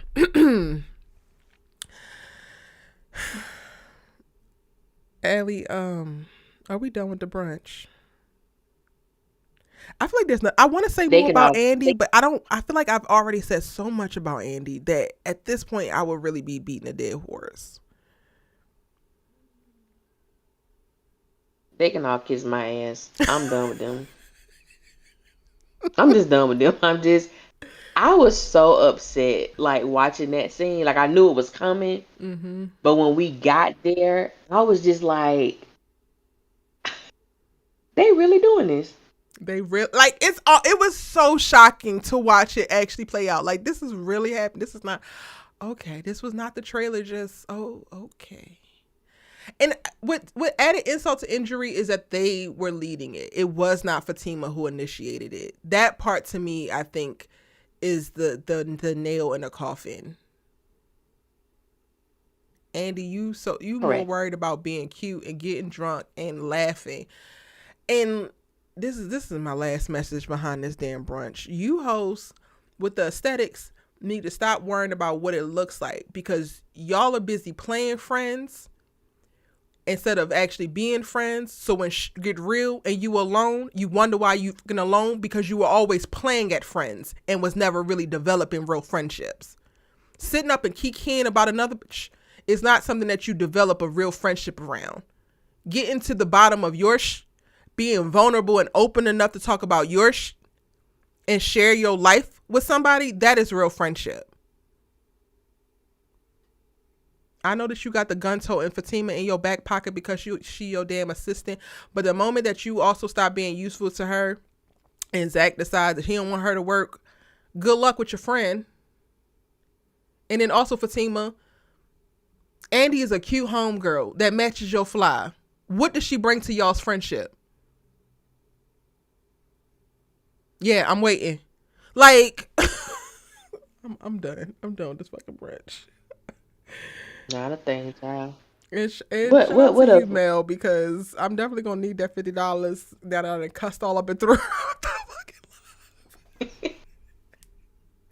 Now that y'all done taking me there, these hoes took me there, Allie. Moving on. I thought mine was gonna be more rowdy, but when I listened to your read, I said yeah, and my throat kind of sore, so I was like, yeah, she got it. She I got take it. it so personally. And this ain't something I actually want to work on, but it's something I'm very much so aware of. Like, I take female friendships very seriously, and I take this shit personal.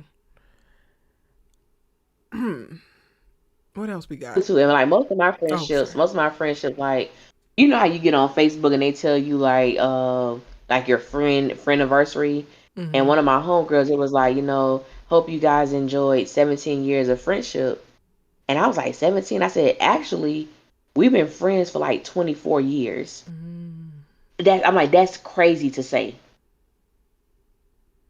that Yeah. she's been my friend. She's literally like my sister. For 24 years, I met her when I was in the 6th grade. And when I was thinking about my friends today, and I said most of my friendships are people that I met in college. I still have friends like people I met in elementary school. in my high school career. But when you are my friend, you're my friend. I pray for you, cover you, protect you, tell you the truth, and I want you to do the same for me. I don't want no yes people around me. I want to be the best version of myself. So I keep certain people around me. And when I was watching this scene, I thought about my friends, and I'm like, I can't even muster up, even if I felt a certain way. Fatima, if that was like a friend or someone who I knew my dog didn't get along with, they would never know how I personally felt. Yeah. Yep. Couldn't imagine, like I can't even imagine that. And I'm thinking about this Karen who has no idea what was being discussed, and then these are people who she's going to go back and share her intimate thoughts with, her intimate feelings with, all for them to do what again? Shit on her when she's not around with Fatima. I'm gonna need the I'm like, don't do it. writers. Don't do it like that. Now I'm like, writers, please I need don't the do it like writers that. to hold us down. I don't want to hear another Karen apology because she's already issued out apologies that she ain't owe these hoes prior to. And the fact that we're here, absolutely not. Everything moving forward, Karen, you said what you said, you did what you did, you felt how you felt, you meant it. And I don't give a fuck what you do. I don't give a damn if you go down to that goddamn airport and cut up. I don't give a damn if you lay Danny's ass out at her job. She deserves it. Y'all done just wrote a blank check. And guess what? I'm going to make Karen's ass cash it. Early around the brunch so my daughter could hear the good for nothing bees. I was so upset. Listen, you got to teach them early. I'm telling you.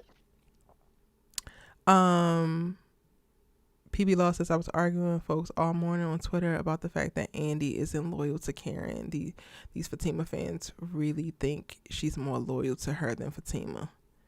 Child, in what world? It is a serious thing. I agree. Are we going on to Mr. Zachary?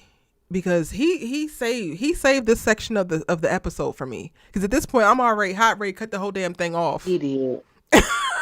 do you want to just slightly touch on Maurice? Oh, okay. Yeah, we can do that. Get your money. Maurice, I want them to take him out of this apartment. Like, Brian Jordan Jr., he needs space to shine. He's a physical actor. He needs more. Like, I get the storyline and make your money, but also get him up out of this damn poorly lit ass apartment. Now that Calvin gone, y'all lights don't work. Half your lights don't work. Oh, but you trying to set the mood with this little random white. Like, I guess. Those are my thoughts on Maurice. Okay, so I need you to help me, and I need for our family in the chat to help me. Okay. Okay. Were they blurring Maurice's titties? Oh, I don't know. I wasn't paying attention that hard. Because I said, why did it look like that? I said, were they blurring? Was his nipple showing? Is that why that blurred little thing was up there? Child, I might have to catch it when I rewatch it. I said, I can't take it. I can't take this right now. I said, Lord, because I think his breast was seeping through that hole. And it looked like it was blurred. I said, what? I said, I can't. That's all I had to say about Maurice. I really didn't have nothing. I just didn't want us to miss. I know that was in the episode. Yeah. He trying to get his money. He said he making 3 times more than what Sabrina makes at the bank. Do your thing. PB Lost, can you DM the link to the spaces that you're talking about for me? Pretty please. All right, moving on to Zachary. Zachary saved this part of the episode in that he stood 10 toes down for Karen and a baby. It is what it is. I'm not arguing with you about this. We touched on this a little bit earlier, but that helped because to be at this section of the episode and to feel like, damn, nobody's going to have Karen's back. She's not even there to fight her own battle. And then not in the same scene, but when Fatima comes with that same energy from the brunch, Zach is there to fight for Karen. And it's so wild because you don't expect him to fight for her. And it's refreshing, at least for me. It is. Because that's why I was like, what happened in these 3 months? Did Zach and Karen have conversations that we don't know about? Has he accompanied her to a doctor's appointment? Like, what happened? Mm-hmm. Because this changes, like, how? Yeah. And when he was like, even like naming the baby, he was like, well, I know I can't do it by myself, so I'm going to talk to her about it. Yeah. Okay. So they having healthy communication. Even, Karen episode 1, he's like, well, Fatima ain't going for that. So y'all must have had some kind of interactions. Y'all have established boundaries, or you have a clear understanding, and it's like you can make a note about it, but you're not resentful of it. It just is what it is. I appreciate the space that they're alluding to Zach and Karen being in, because Lord knows it's a long time coming. Long time coming, Jesus Lord. And did you see the preview? Did you see the preview after the show? Yes, but I'm like drawing a blank, honestly. I did watch it, and I was like, I need to watch it because they be talking about it, but I don't remember. The only thing that stood out that I can remember is it looks like Fatima, Zach had some flowers in his hand, like some roses, and I guess she thought they were for her. And they was for Karen. I said, oh, God. But it feels very platonic. She's opening up her damn salon. It does. It's very platonic. It was just the look that Fatima gave. Like, yeah. I said, okay, now we seeing... Keep pulling back this onion, y'all. Please. Keep pulling back this onion. Let's get to the real. And nobody is faulting you for your feelings. You are jealous, mama, and it's fine. Jealousy is literally normal. You'll be fine. Sure enough. Natalie Rose says reality she started showing and he realized it's real. I think everybody started to realize it's real, except for her goofy ass homegirls who now still want to play the who the damn pappy thing. I'm gonna let it go. I wish my friends would, especially if all of them hoes. And y'all know I ain't slut shaming over here because I want the hoe that wants to be a hoe to go as far as she can go. But what you not going to do is have more bodies than all of us put together and then be sitting across from the table talking about, oh, is he the daddy? Is your daddy your daddy? Bitch. Like, let me stop. Okay.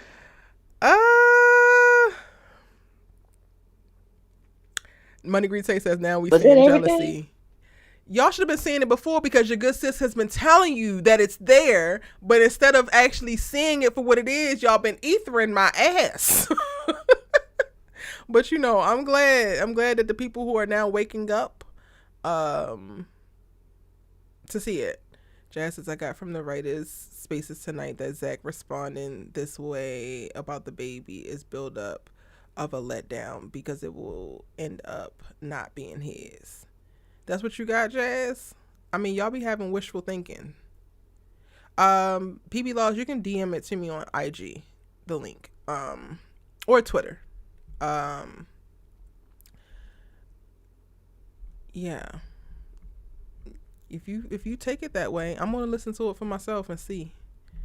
But also, y'all, keep in mind that if these writers are doing press, and that's what it is, having talkbacks after the episode is a form of press. They cannot contractually tell you or give you any real negligible confirmation about any storylines that's coming down the line. So if you feel very strongly that the area that they were pointing you in is that Zach is only doing this to let Karen down, then it is the opposite because they can't do that. Tell you when I stopped listening to writers, when I used to review the show Star, when the character Star got pregnant and they tried to make it seem like it wasn't Noah's baby, that it was somebody, that it was Davis's baby, and then come to find out the baby was actually Noah's. I said, I don't trust y'all writers at all because they can't reveal certain things. They just can't talk about or they can't say. Yeah. And normally in one way it is the other, but I was like, I don't trust y'all. I was like, I'll just wait till it happened. Because y'all give people false hope. Yep. They give people false Ain't hope. Noel says Zach's. But what I will say, I know that Aaron's coming back. I feel that. And this is why I think Aaron's coming back. The people who have left the show, we know where the hell they went. Calvin ran off with white chick. Preston left to go marry a white chick. Aaron told Karen, just call me when you need me. And he walked out the door. He ain't skipped town. I don't think there was a period behind that. I guarantee we gonna see Aaron in season 7. I just don't know when. I don't know how they gonna implement him back into the fold or the story, but I don't think we've seen the last of Aaron Carter. I would agree, Fran. I would agree. Couldn't come on and bring my baby back now. It's been a long time. Come on and bring him back. All I can say is y'all just keep it locked. I'm dropping new videos every single day, and y'all need to heed what I'm saying. That's all I'm gonna say about it, because I know for sure about some things. No, Megan Ashley will be some I don't like, but I know for sure. Correct.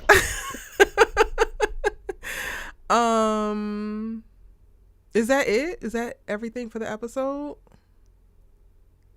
I think that is. I was looking at trying to go through the comments to see if I saw anything. Oh yeah, I just pinned. A. Noel said Zach's angst for Karen went on because it was necessary for his relationship. He couldn't be in a good place with Karen and have peace in his home. Him hating her was a source of Tima's confidence. Ooh. Bars. Bars, period. This a whole Grammy.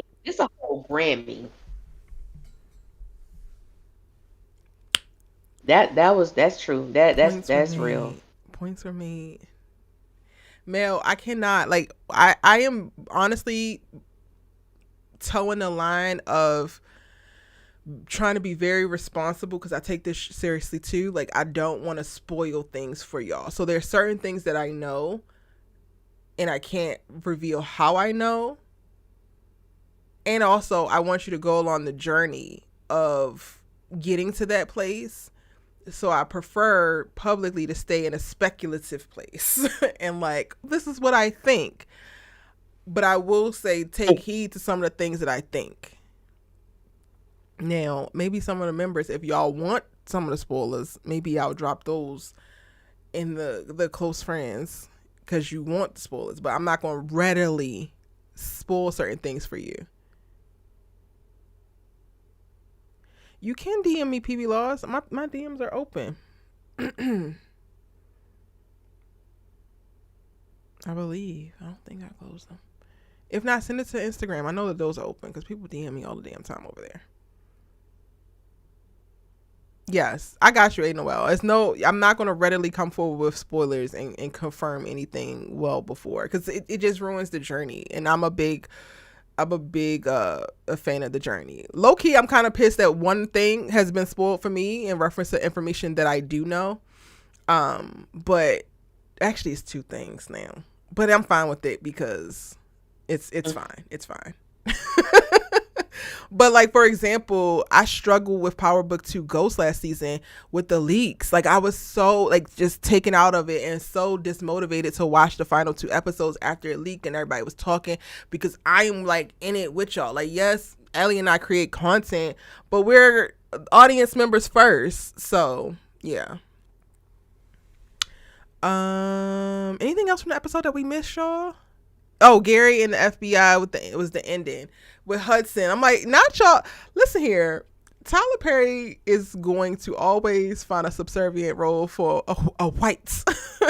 And it's no shade to the white Always. people, but it's just so interesting when you come into a Tyler Perry production, because when you look at the grand scheme of things in the landscape, like we're always the like sidekick or the this or the that, but we're so centered in Tyler Perry stuff, and he just has random white people like the lady at Sabrina's job, and then Hudson, and low-key is good to see.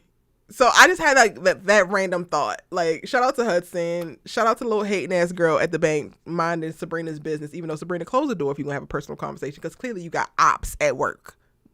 Clearly. But yeah, that's the thing. And like Gary is cash poor now. He don't have no money, even though you were trying to do the takeover. Writers, I don't know if y'all care about this. I created a couple videos. I need Robin to come back. I need that storyline to close out fully, because not Gary running out of money and his investors pulling out, but last season you pulled a goddamn coup and a hostile takeover and ousted Robin's ass, and now literally a few 3 to 4 short months later, your ass is going to be tapped out in the negative with no liquid cash after you done bought penthouses and Rolls Royces and Priuses and whatnot. I'm here for it. Thank you for joining the membership, Sharon. Welcome. You got some thoughts on Hudson and Gary? Allie? Girl, I don't have any thoughts. I was like, okay, you got a white man that came in. Gary, because then my thing is, you so over here. No, baby, when you cry with me, you get in first class. Oh, I said, is he about to? I just knew work we was on about to go himself to that again. between I'm the just like, lines? Lord have mercy. I said, what is wrong with this dude? You finna fly somebody in for coochie? Really? Okay. All the women in Atlanta. He probably put too many rings on all the women in Atlanta's fingers now. He didn't even have nowhere else to go. He had to go stay with Hayden because Penelope and ANDI are not available. God knows who else. Jasmine's still in jail.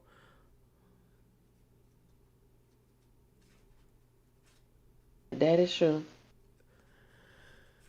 Y'all have any other questions? Anything that you want to request in reference to like conversations that we can expand upon in our content, videos that we could possibly make after seeing this episode? Drop it in the chat.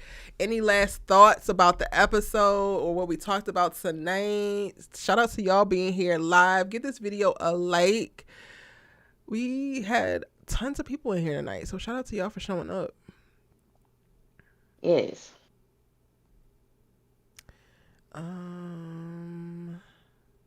He better call the sex therapist again. She was willing. Oh, yes. She was willing and ready. Hope for me says we both need to see the results for ourselves. I said, no, the hell we don't. Ooh. What you need to see results for? Zach is not illiterate. He knows how to read. He can tell you whether or not he's the father or not. What you mean we? Ain't or no do you we. not trust him being able to see it for himself? And do you think that he's secretly hoping to still rekindle something with her? And it's like, girl, at this point, Fatima, be all in or be all out. Because you dragging this insecurity behind Karen into your relationship is not doing well for y'all, ma'am.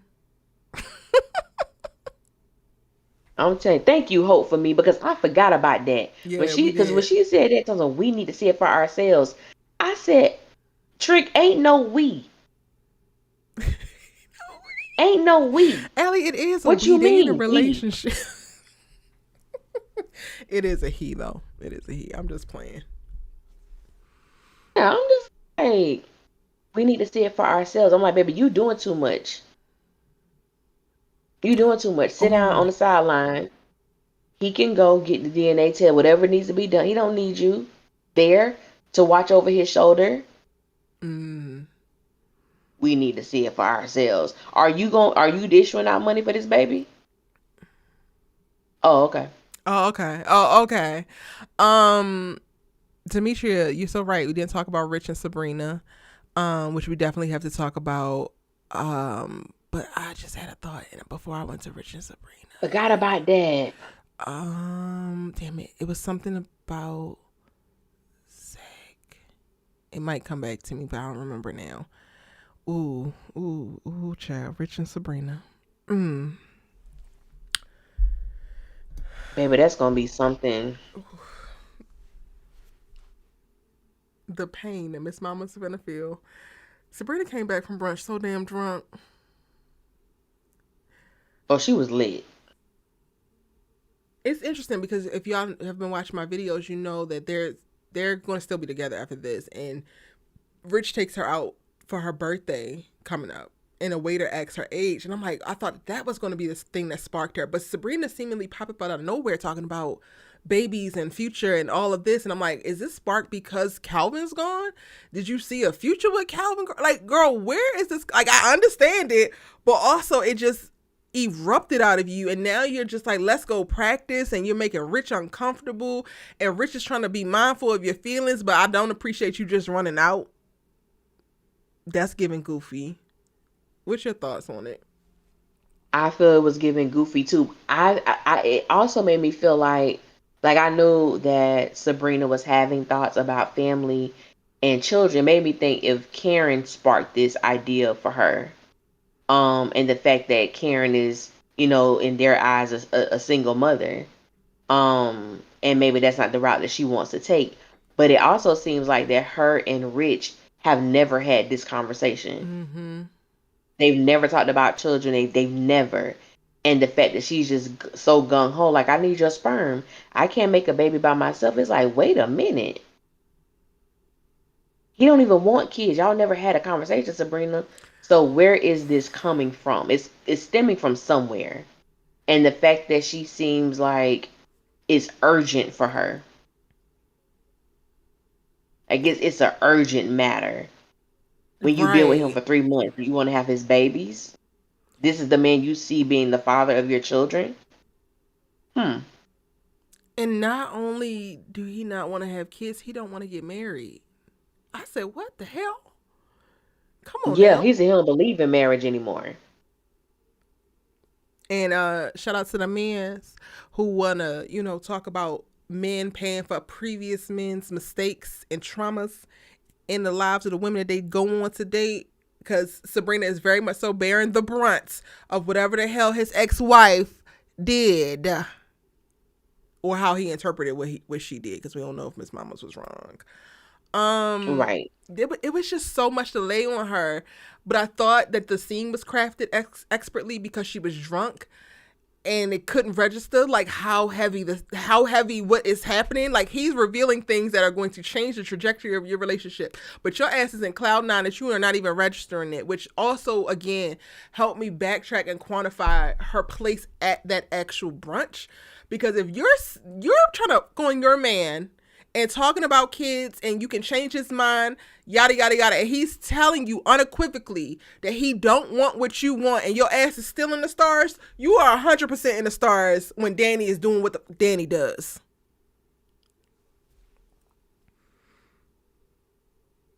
Do you think Sabrina is going to remember the things she said to him?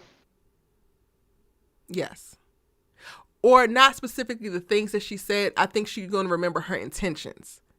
Because that is a very core thing that was running throughout the entire episode in reference to a theme for her. She started the conversation with Karen of the perfect picture and like, do you want the perfect picture?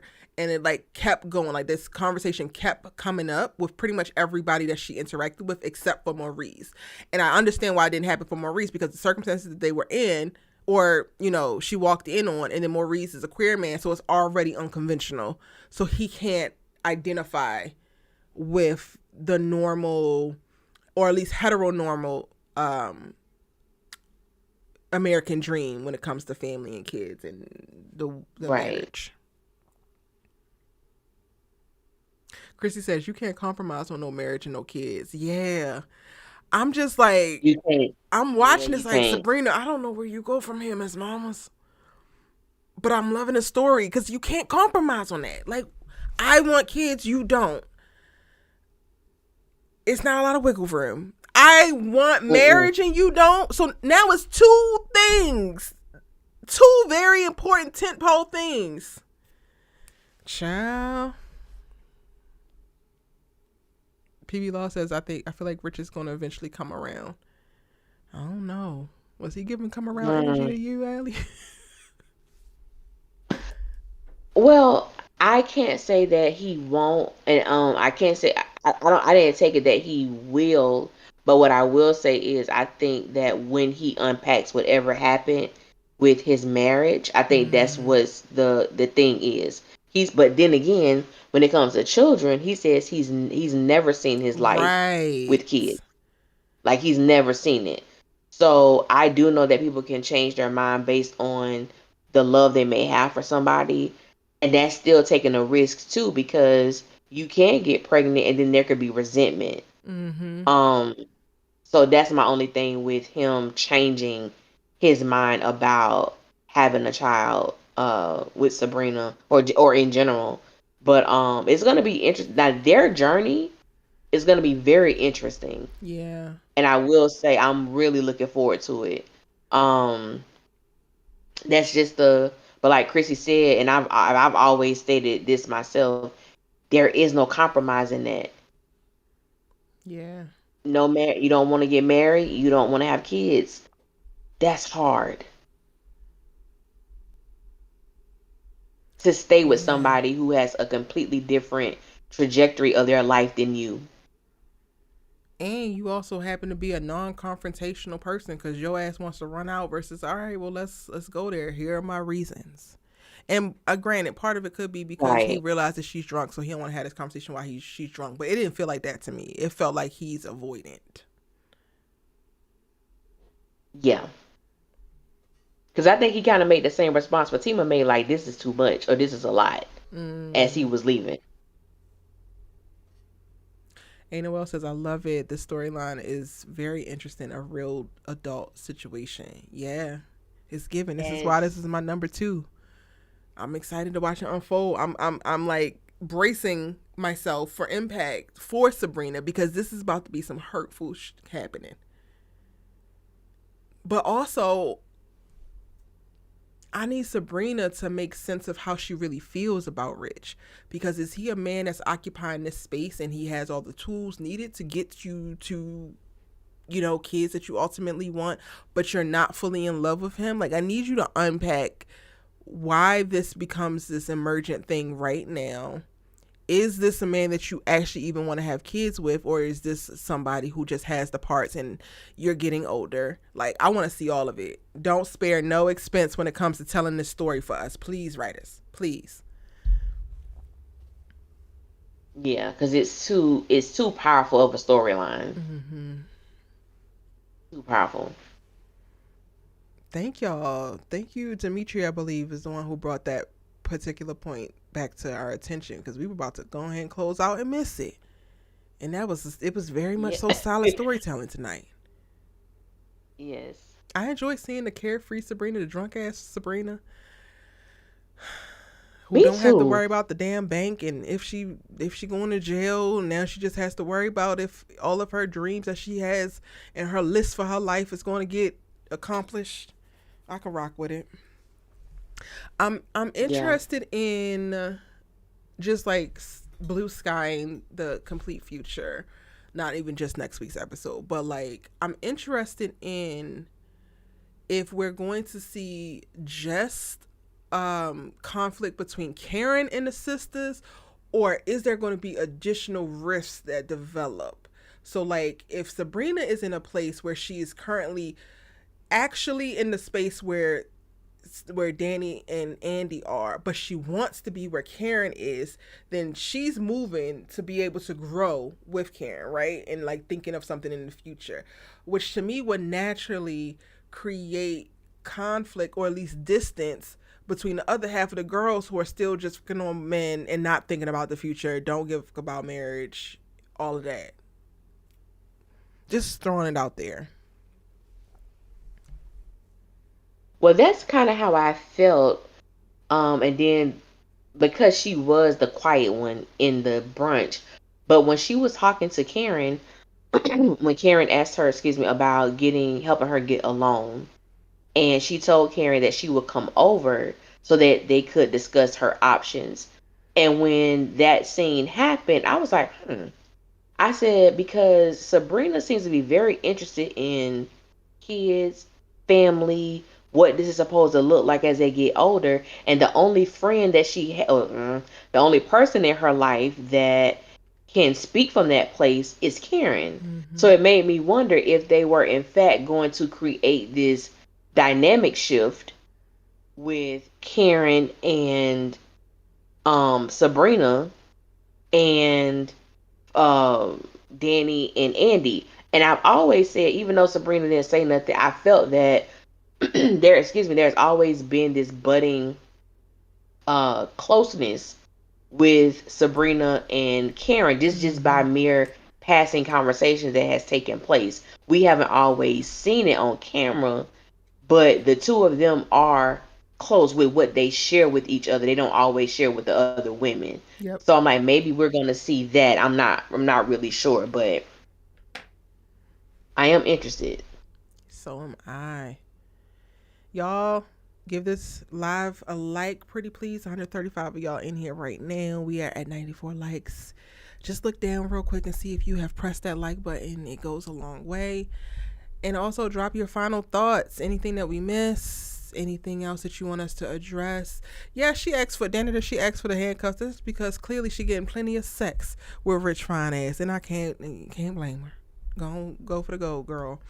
I have really enjoyed this conversation tonight, even aside from my unhinged dragging Danny up and down the streets of LA real quick. I've really enjoyed tonight. It was, yeah, me too. Me too.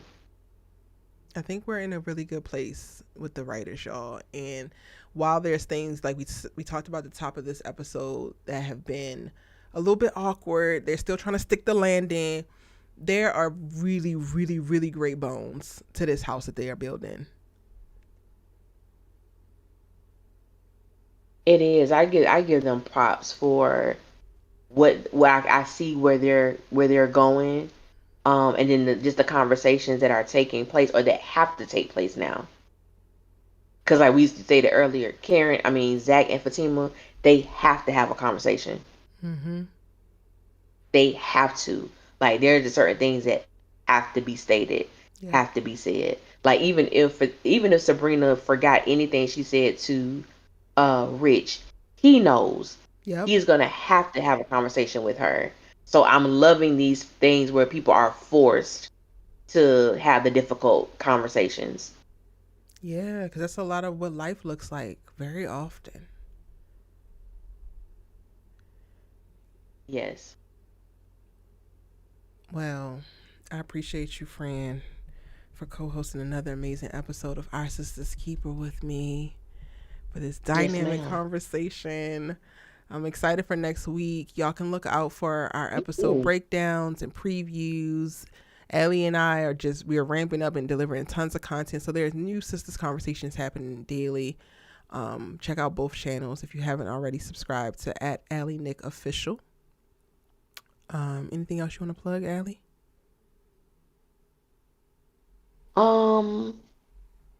Yeah, what was so interesting, I used to review the show Star, and somebody had sent me a message. I haven't talked about Star in 4 years.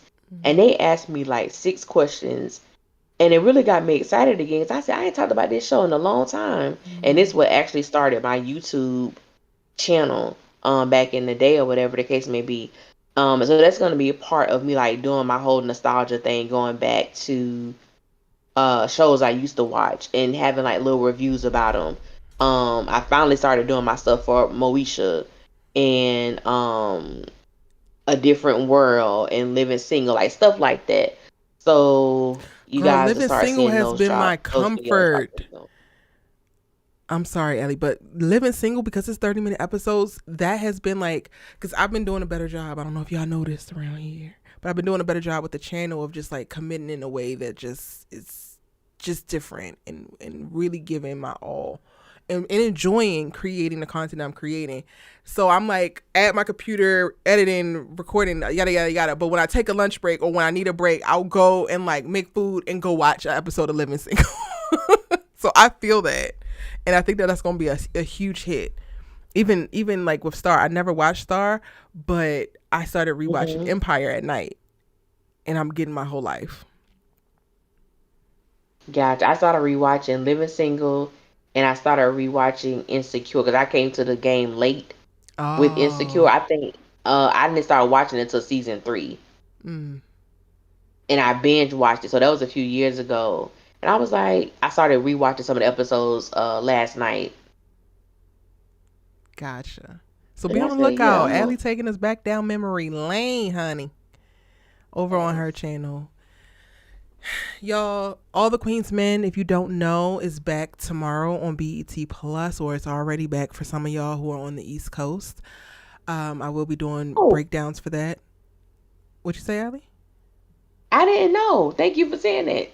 Oh yeah, girl. I just posted my trailer breakdown today because they never released the horror or the horizontal The trailer. horizontal, yeah, But yes, at midnight tonight, BET Plus, you can check out All the Queen's Men. It's coming back for the second half of season 3, so I will have breakdowns for that. Some of y'all have been asking for me to do lives for that, so I got to figure out what time works for y'all. I don't have a problem with it because I love me some Madam when she's not in the SISTAS universe.